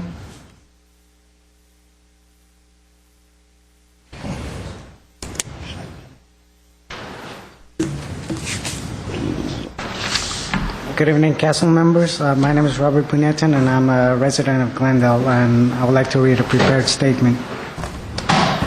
I have had the opportunity to observe the council members of Glendale and the policies that they advocate. Through this observation, it is painfully obvious that the council members have direct responsibility of making the daily lives of the residents in Glendale harder and harsher by the day. They have done so by advocating policies that have made Glendale a welfare city, a city where its leaders openly advocate dependency and incentivize fraud. What the council members advocate is what I like to call the 3 stages of welfarism. Stage 1 is where an individual or family can have the genuine need for monetary assistance. In their need, the individual turns to the government for help, and the government in turn enrolls the individual in some sort of a welfare program. The welfare program becomes a dependable monthly income for the individual. However, at the same time, welfare becomes a subsidy for failure. What welfare basically states is that the individual will get the monthly assistance as long as that person continues to fail. But of course, the monthly assistance is hardly enough to keep a standard of life desired by the recipient. This particular condition takes stage 1, welfarism, to stage 2. Stage 2 of welfarism begins at the point where the individual realizes that he or she could work in the black market economy where the payment for his or her services will be recompensed in cash. If done in the open economy, his welfare check will be eliminated, so the individual has the incentive to depict himself as a failure in order to continue to collect the monthly assistance. Fraud becomes pervasive through cash payments and other legal or illegal activities. In addition, the individual resists in partaking risks and/or advanced education in order to gain an advance in his living standards because the calculated risk is seen to be too great to let go of the monthly welfare assistance. In this manner, opportunities are wasted, fear is accumulated, risks are not taken, and dependency to the government sets in. This condition for some years leads to the 3rd stage of welfarism. The 3rd stage of welfarism begins when the individual has realized that he or she has spent the greatest earning power of his or her life on welfare. That is too late for him or her to go back to school or earn a skill set. The wretched livelihood of the welfare state has gotten a grip of their life. The individual now sees himself or herself as entitled to the welfare assistance.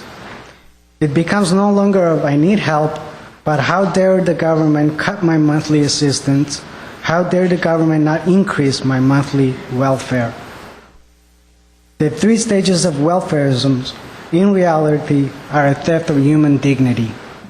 And this was somewhat, this example was somewhat obvious when I unfortunately saw our mayor, our Nigerian on TV advocating to fill out the census information. And his reasoning was not to fill out the census information for the constitutional reasons. However, it was an incentive for the public to get funds from the federal government for Section 8 housing, which is itself a form of welfarism. So I'd just like to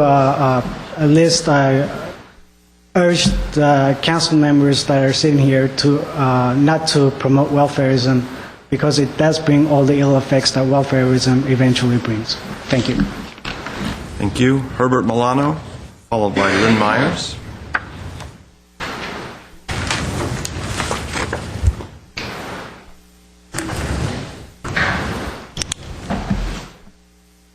Mayor Najarian, members of the City Council and City staff, my name is Herbert Milano. You know, when only a few members of the public come to speak before you, you can make a decision whether it is that everything is going so well in the city of Glendale that when only two people come to speak, it really means that there's really very few things of concern to you. Or is it that perhaps some people are so busy trying to make it every day with their work and their children and their issues in the evening that they don't have the luxury to come here before you? Or is it that they are sometimes intimidated by the way in which you respond to the speakers with pejorative statements, with a dismissive attitude that say, we really don't give a damn about you? And that's the way I feel. But you know, I remember, and I'm old enough to remember, the Watergate hearings, and for the whole period of time, almost 2 years, when they denied up and down that nothing really wrong has actually occurred. If I remember from history as well, I believe that it was Benjamin Franklin when he actually wound up speaking in front of the Parliament in England, where he was berated for over 45 minutes, you know, to the nth degree. And I think back on that courage, and I think back of those people that I admire, and I think, you know, that's all right, I can take your pejorative statements. Because some of the issues that I bring up to you are issues that merit consideration. For example, during the last election, Mr. Najarian appeared on Armenian TV. And one of the statements that he made again and again is that somehow Section 8 has come to be because of you. And in fact, during your television show, one of my tenants called you and basically to say that that is not true, that these things really come from the federal government and you have very little to do with Section 8. But yet, you want to take credit for Section 8 so that you can take the Armenian votes for yourself. You see, being accustomed to asking questions and to pursuing things allows us to say, why in the world would you go out in front of the public and portray yourself as being the provider of Section 8 to these people? It's because there are other reasons why you're here. When I bring up the issue that this city needs to document its performance of employees, it is because we have a whole history of problems having to do with lawsuits, like sexual harassment lawsuits that the city loses, discrimination lawsuits that the city loses. And yet, despite of those losses, management always gets a pay raise. Nobody is held accountable, and that's in the millions of dollars. When I noticed that the city had created documents about its plans for recreational parkland in South Glendale, definitive objectives written in the environmental impact reports, written in the strategic plans, and you ignored it. Not you yourselves, your previous councils ignored it. And it is based on that issue, on the issue of the downtown specific plan, that I filed a lawsuit to correct that problem. There was no need for a lawsuit. You just needed to be able to provide more parkland in Central Park, which you refused to do. You know, it is very nice for us to sit down and then you have, 4 or 5 members come in and basically berate us after the fact when you have all the time in the world to basically present and misconstrue and change the topics that we bring. For all of the issues that I brought up concerning the city budget, I brought up the documents. I sent the documents to you. I printed documents and submitted them to you, and I even submitted it for verification. I don't bring them up out of willy-nilly. And usually I bring up based upon the CAFR, the Comprehensive Annual Financial Report, and the city budget, and try to do as best a job of compiling that information in a way that is intuitive and easy for the public to see. So, yeah, I can sit down and you can deny all of these things. But at the end of the day, I could ask you very simple questions. If you have the budget approval, just give me a simple number. What is the total police payroll for this coming year? A simple question like that, and see if you can do it. I dare you to do it. You can't. Because the budget is not set up in such a way that you can give you an easy answer like that. What is the pension cost for the Glendale Fire Department for this year? Simple. Tell me, Mr. Weaver, do you have the answer? Of course you don't. Because you really don't know.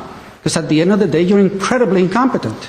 But of course, we can't say that because, to say things like incompetent or that you lie or that you misconstrue is inappropriate. There are too many decent people here. We have to sit back and stand while you basically berate us, use pejorative comments, and at the end of the day, we have a budget that is 200% more than it was 10 years ago. The numbers don't lie. Thank you very much.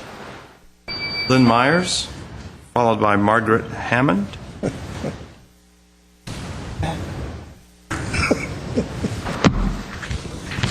Good evening, Mr. Mayor, members of council, and staff. My name is Lynn Myers. Oops, excuse me. I am here to speak about an issue concerning an outfit by the name of Vanguardians, a nonprofit 501c3, and an individual by the name of Mr. Barry Silverman. In this city, he goes by the alias Barry Allen, and I believe he is well known in these chambers.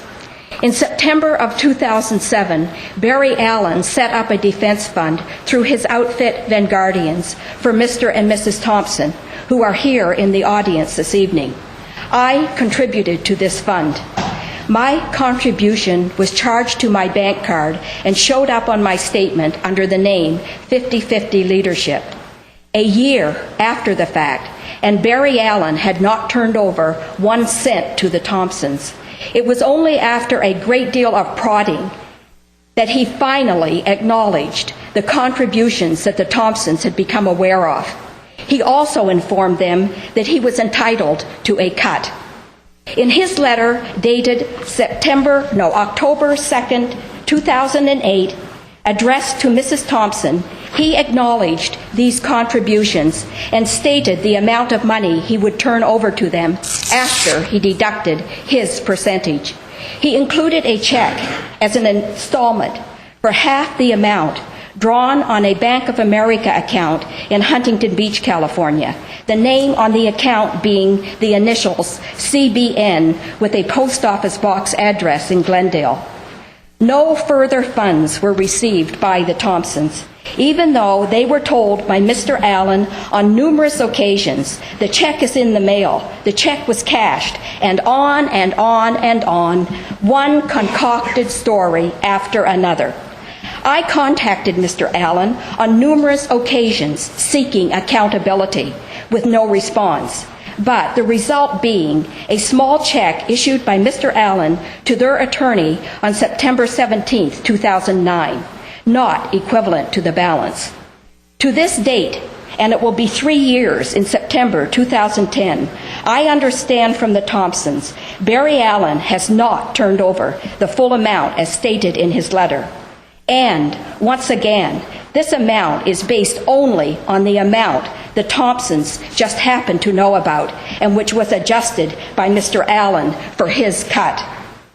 The Thompsons have no way of knowing how much was actually contributed, and it would be very difficult to know how this Vanguardian money moves around, considering the various accounts and names he uses. Mr. Allen's buddies, Herbert Milano and Mike Mohill, have been aware of this issue for some time and continue their association with this individual. I now call on them to discuss this with Barry Allen and bring forth to these chambers some honesty, openness, and transparency. I call on his sidekick, Mr. Spiritu, to scratch around and also come up with some information. I ask Mr. Milano to come prepared with a PowerPoint presentation showing the money Barry Allen and Vanguardians received and exactly where it went. Did Barry Allen use these funds to pay rent arrears? Did he use the funds for a cruise? I demand to know what happened to my contribution. I demand answers, and I expect for Mr. Barry Silverman, also known as Mr. Barry Allen, and this muck called Vanguardians, to be exposed and held accountable. And I would ask each of you to do whatever you can to see that this happens. Thank you. Thank you. Margaret Hammond, followed by Harry Zavos.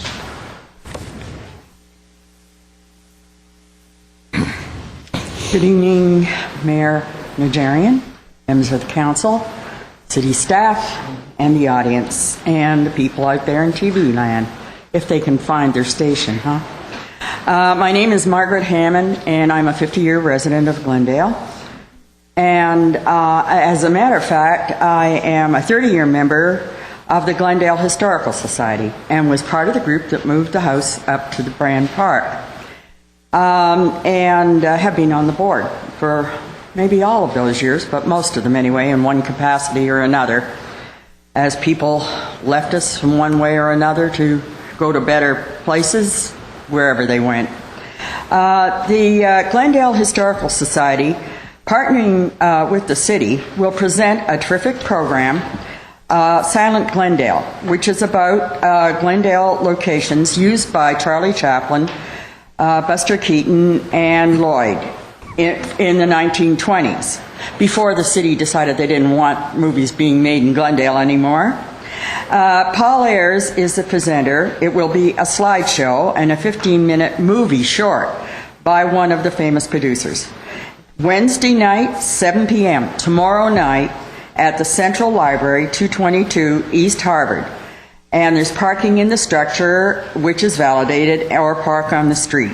There will be light refreshments served. And on Sunday, the 27th, we will be partnering again with the Parks and Rec to bring Mildred Pierce, the movie, Sunday night in the park on the 27th. And the house itself that is in the movie is intact except for vinyl windows, and that whole block is the same as it's shown in the movie. And I love that movie. I just think it's terrific. Although it was funny when I saw it back in Toronto, I never even thought till I got here, and then when I saw it, I went, wow, that's where I live. Anyway, bring a flashlight, a blanket, and a light, a lunch, and maybe some of the older people might want to bring chairs. I tried sitting on the ground, but then I couldn't get up again. So anyway, I would also like to take my hat off to you. I think that you've worked hard at the budget. I may not agree with it, but the only trouble is if I take my hat off, you'll see my botched dye job. My hair was pink, but then that's better than it was last year. It turned orange. So anyway, I have one more thing, and that's regarding the Moonlight Cafe down there on Chevy Chase. The Adams Hill homeowners appealed the granting of the CUP to that cafe, that family restaurant. It was denied by the zoning administrator last year, and then, based on the same 4 points, the CUP was granted in March. The homeowners appealed the granting, paid the money, and due to the past problems, the problems in the past relating to the noise, parking, and the whole idea, it just should not be part of where we live. A family restaurant, yes. We do not, the people say, well, that's, they've invested their money. So what? I've invested my money. I own 3 houses on that hill. I have a lot of investment there too, and I don't want to lose the value of my property just because we have a lot of noise and valet parking and can't drive up and down the streets. And, do you go to Damon's, or do you go to Billy's, or do you go to Conrad's? Do you see a raised stage and a dance floor in those places? I don't think so, not in any family restaurant I've been in. Why do they need those things if they're just going to be a family restaurant? Now, they were granted the CUP for beer and wine, but not the liquor license, not the actual liquor license. So it's going to be very interesting to see, and only on a temporary basis. It was supposed to be a year, and then somehow it got to be a year and a half that they've been granted that temporary license. And it's going to be and no additional parking. There was no additional parking. Oh, that's ridiculous. If it didn't work last time, and why do they always want to do this? Montrose Collections did it, that Shakey's up there on Foothill. They do it over and over, and it's like divide and conquer us. Divide and conquer us homeowners by doing this. And they come in, oh, it's going to be a restaurant, it's going to be blah, blah, blah. And people who, their quality of life totally destroyed, are sitting here in the audience tonight by one of these so-called restaurants turned banquet halls. And they're still operating. They're not supposed to be, but they are. So I do think it's not fair to the residents of that neighborhood, or any neighborhood, to have these things. I want to see one up on Glen Oaks. How about one in Joe Bridges Park? Or up in Montrose? Thank you. Thank you. Mr. Zavos.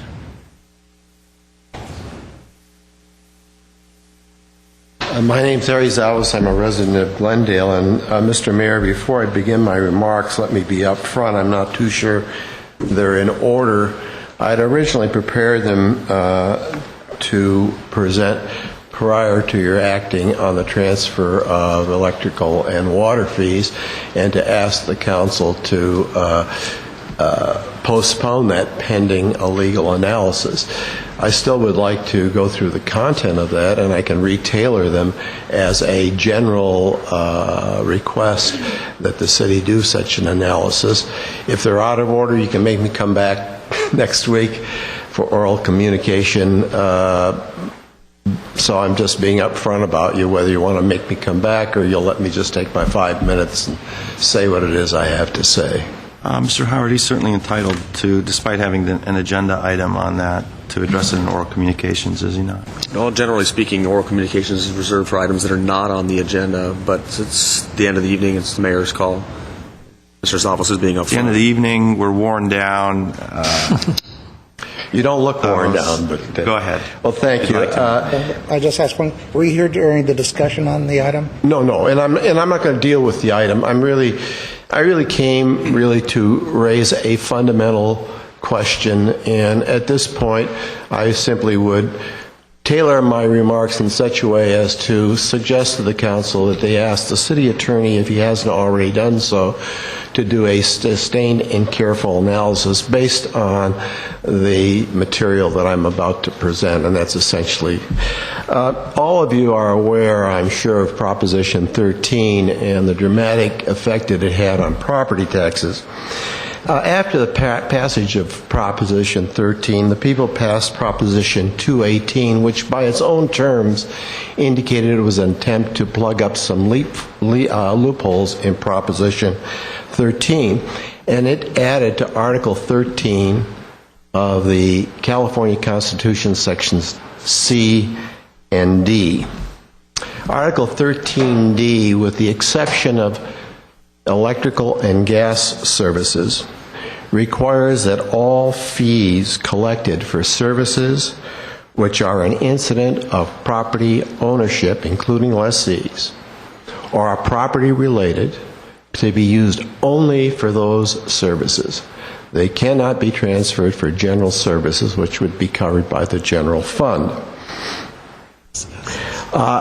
In 2006, in the Bighorn Desert View Water District case, the California Supreme Court indicated that the provision of water services came within the strictures of Article 13D.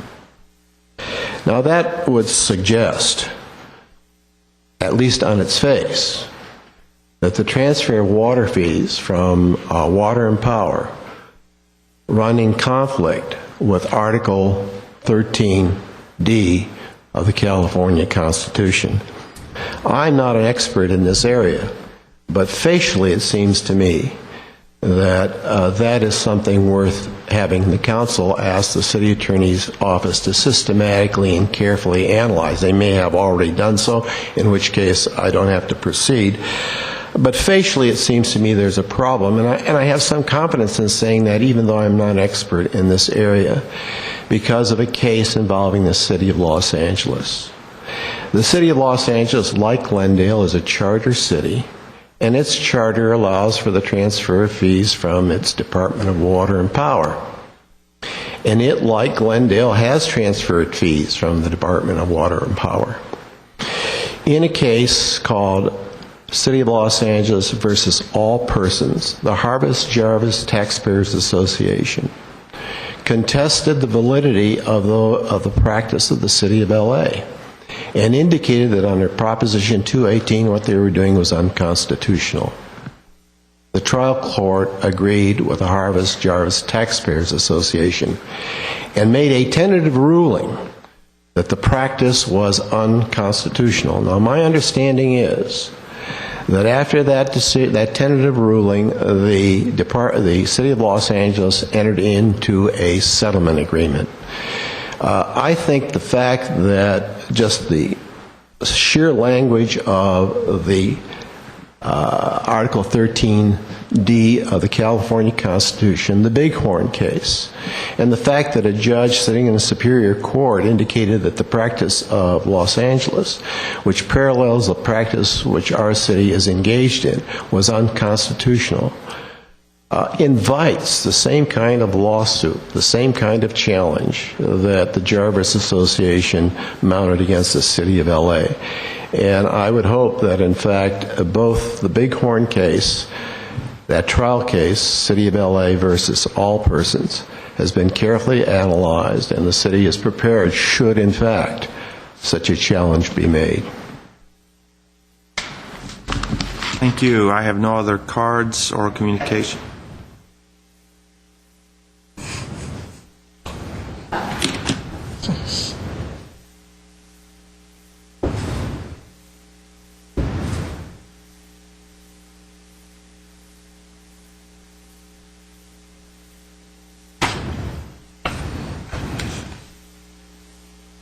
I do not have a card with your name on it. This is going to be the last time, Mr. Mohill, that I'm going to accommodate you. You've been here too many times. You've spoken too many occasions to not understand the procedures. I appreciate it. You've interrupted the meeting twice by saying you've had a card in, you haven't had a card in. So this will be the last time I extend the courtesy to let you speak without a card. Thank you. And I'm going to take a very harsh look at it if it ever happens. Okay. Name is Mike Mohill, long-term resident. I was going to talk about something else during oral communication this evening, but I was slandered by a woman by the name of Lynn Meyer. I didn't know who she was. In fact, I was sitting next to her all evening. And when I first came in, I presented her a letter that I wanted to send to Target Corporation, asking them if they would please donate 9.5 acres of land along San Fernando Road to the city of Glendale so we can put in some soccer fields. And wouldn't you what she did? She just blew it away. So for that, I'm going to read the letter.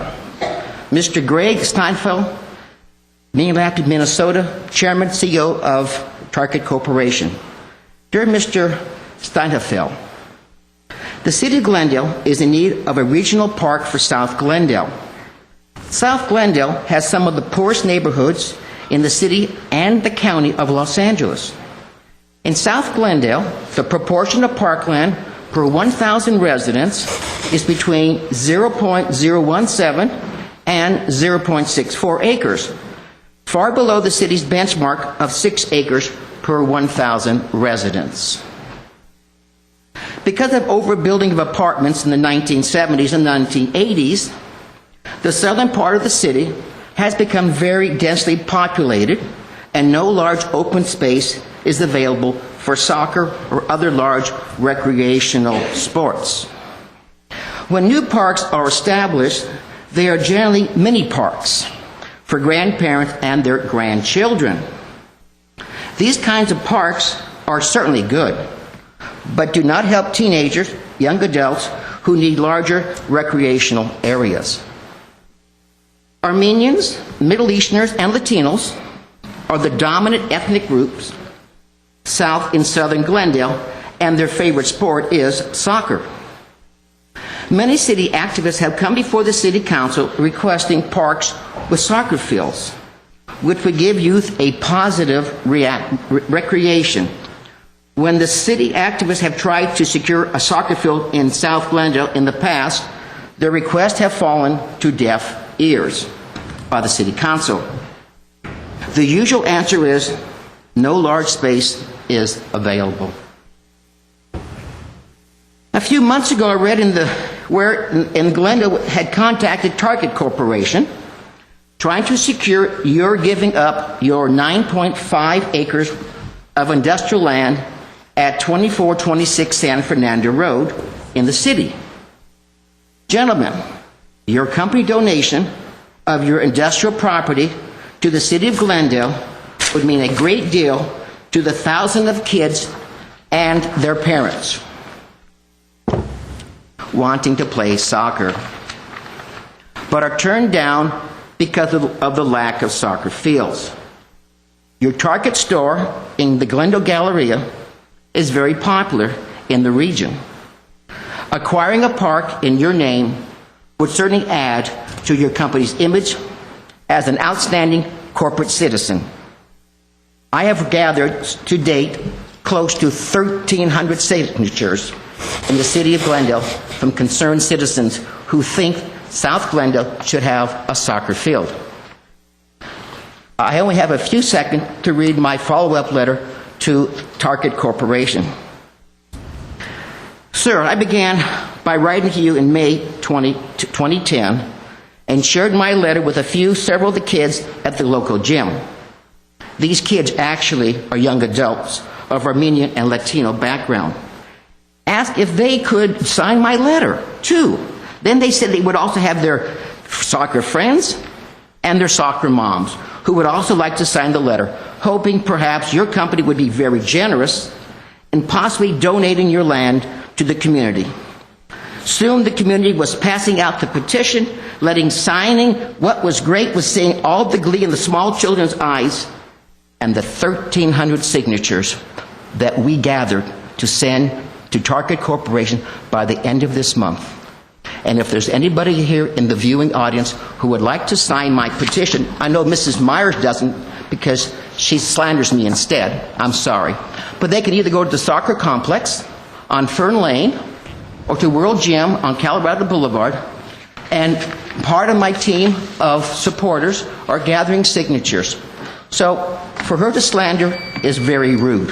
Thank you, and thank you very much. I don't have any other cards.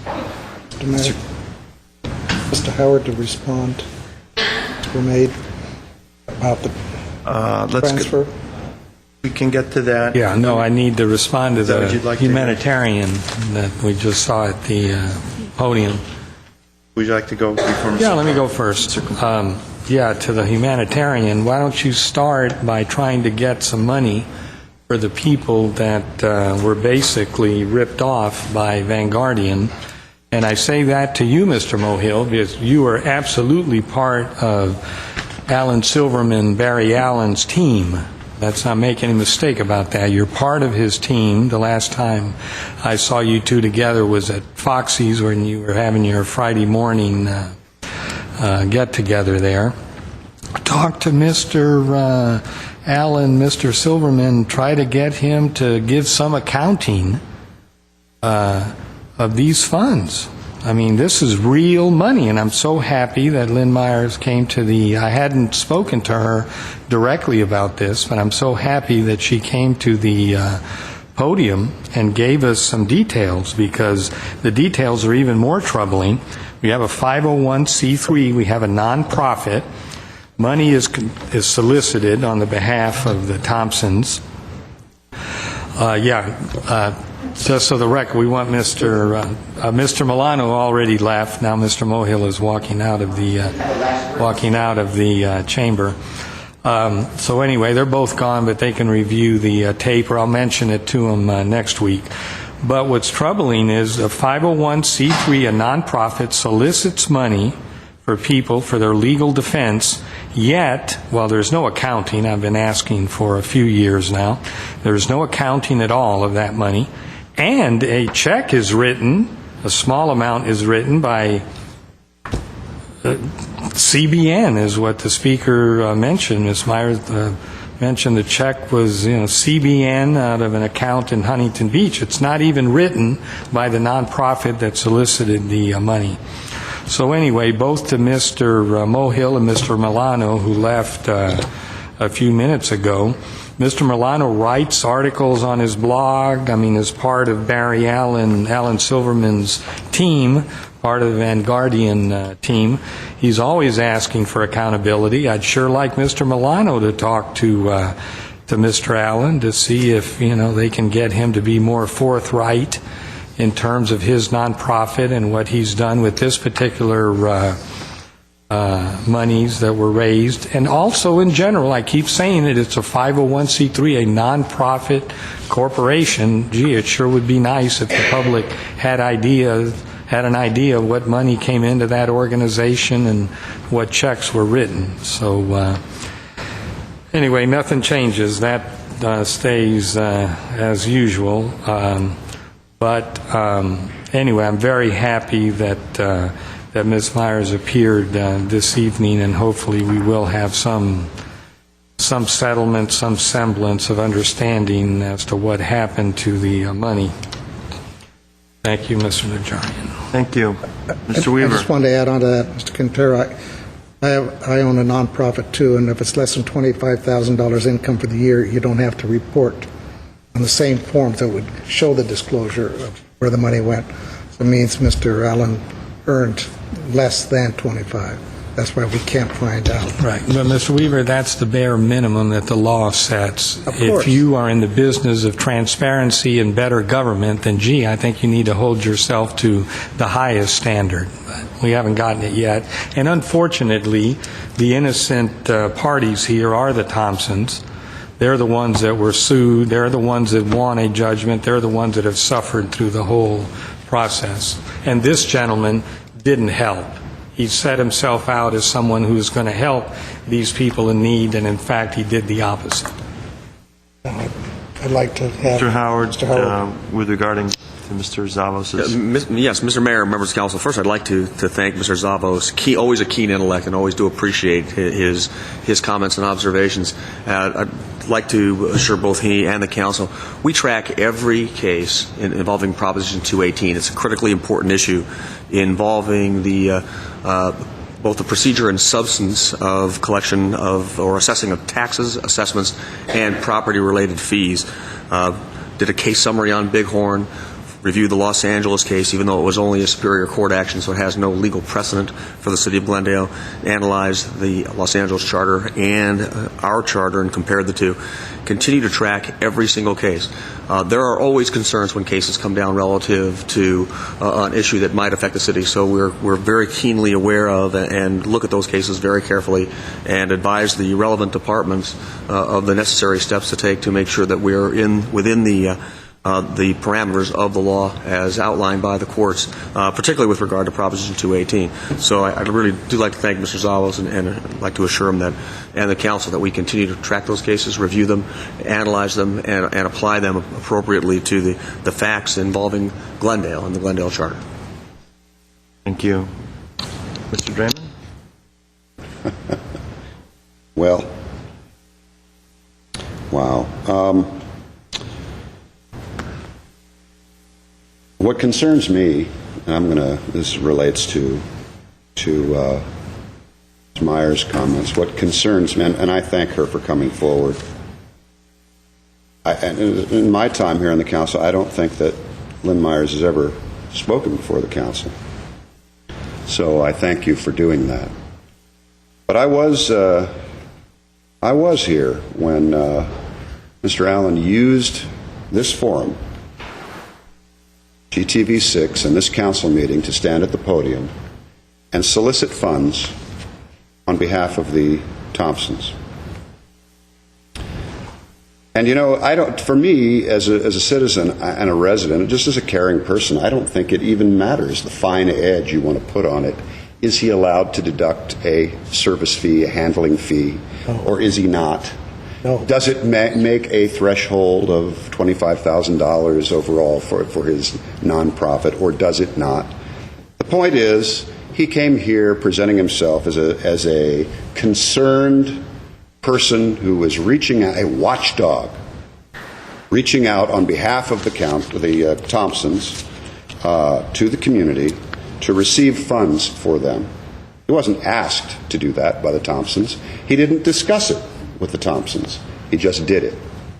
He received funds.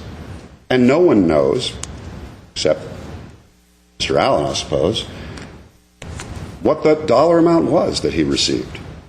The only thing we know is that a couple of people, and Ms. Myers is one of them, came forward to the Thompsons at some point and said, "Hey, did you receive the money I sent you?" We don't know what funds were sent in, and we won't know. And I'm sorry, Mr. City Manager and my colleagues here, but I'm a little disappointed in a certain way that the way the city has handled looking into it is essentially going to Mr. Allen and saying, "Hey, how much money did you get?" "Well, I got X number of dollars." "Okay, thanks." That's basically it.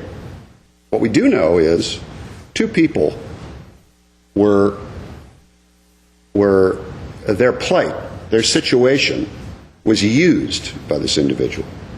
And lastly, I have to say, it's very interesting to me, this alias of Barry Allen, or Alan Silverman. And when you go on the web, what you find out, the internet, what you find out is there's a half a dozen or more different names he's used through his travails across the country, Alan B.I. Silverman, Silverman, Alan Silverman, Barry Allen, Alan Barry Silverman. It just goes on and on and on. And I have to laugh because Mr. Mohill, who claims he's being slandered, is the one that stood right here at this podium and said, "Why is this council picking on this man for adopting a stage name, a professional name?"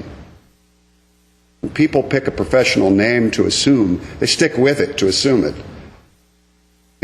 They don't run all over the country changing their name here and changing their name there, and changing it again this time and changing it again that time.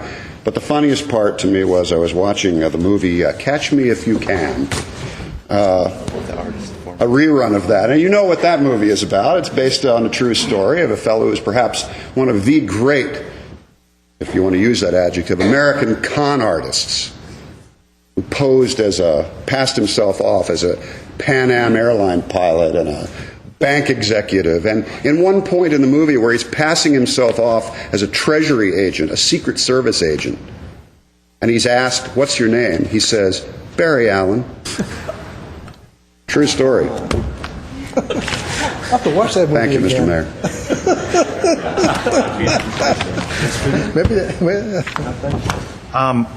I have just a few short remarks. First off, I think I need to mention something that I forgot to mention earlier. But let's talk about some of the good that we have in Glendale, some of the caring people and dedicated employees and dedicated residents who open up not just their pocketbooks, but their time and efforts. And I'm talking about the Relay for Life that is going to be, we're going to have our kickoff event held tomorrow evening, 6 p.m. at Parcher Plaza. It is one of the most significant events that we do here in Glendale. It's essentially sponsored by the American Cancer Society. Every year it's done. I think we're doing it at, it's not Shoal Canyon. We're doing it at Shoal Canyon again this year. Or I think it's Shoal Canyon. It's 24 hours of fundraising and cohesiveness within the society, within our community, all with the one goal to rid ourselves of cancer.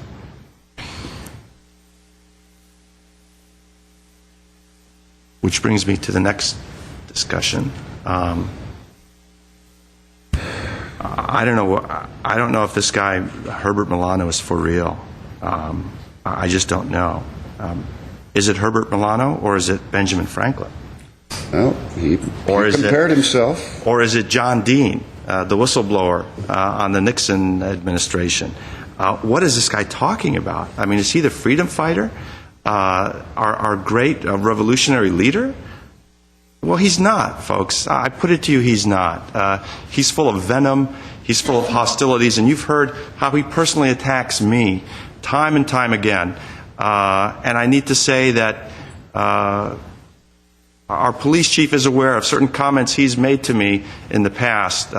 Needless to say, he was very upset that I was reelected to city council and made it clear to me in so many terms at one event where we essentially had a large disagreement of the manner in which he spoke to me. Now he's claiming that I'm getting on Armenian TV and I'm taking credit for the creation of the HUD Section 8 housing program. What is he talking about? He's getting his advice translated from his tenant who was there or who wasn't there.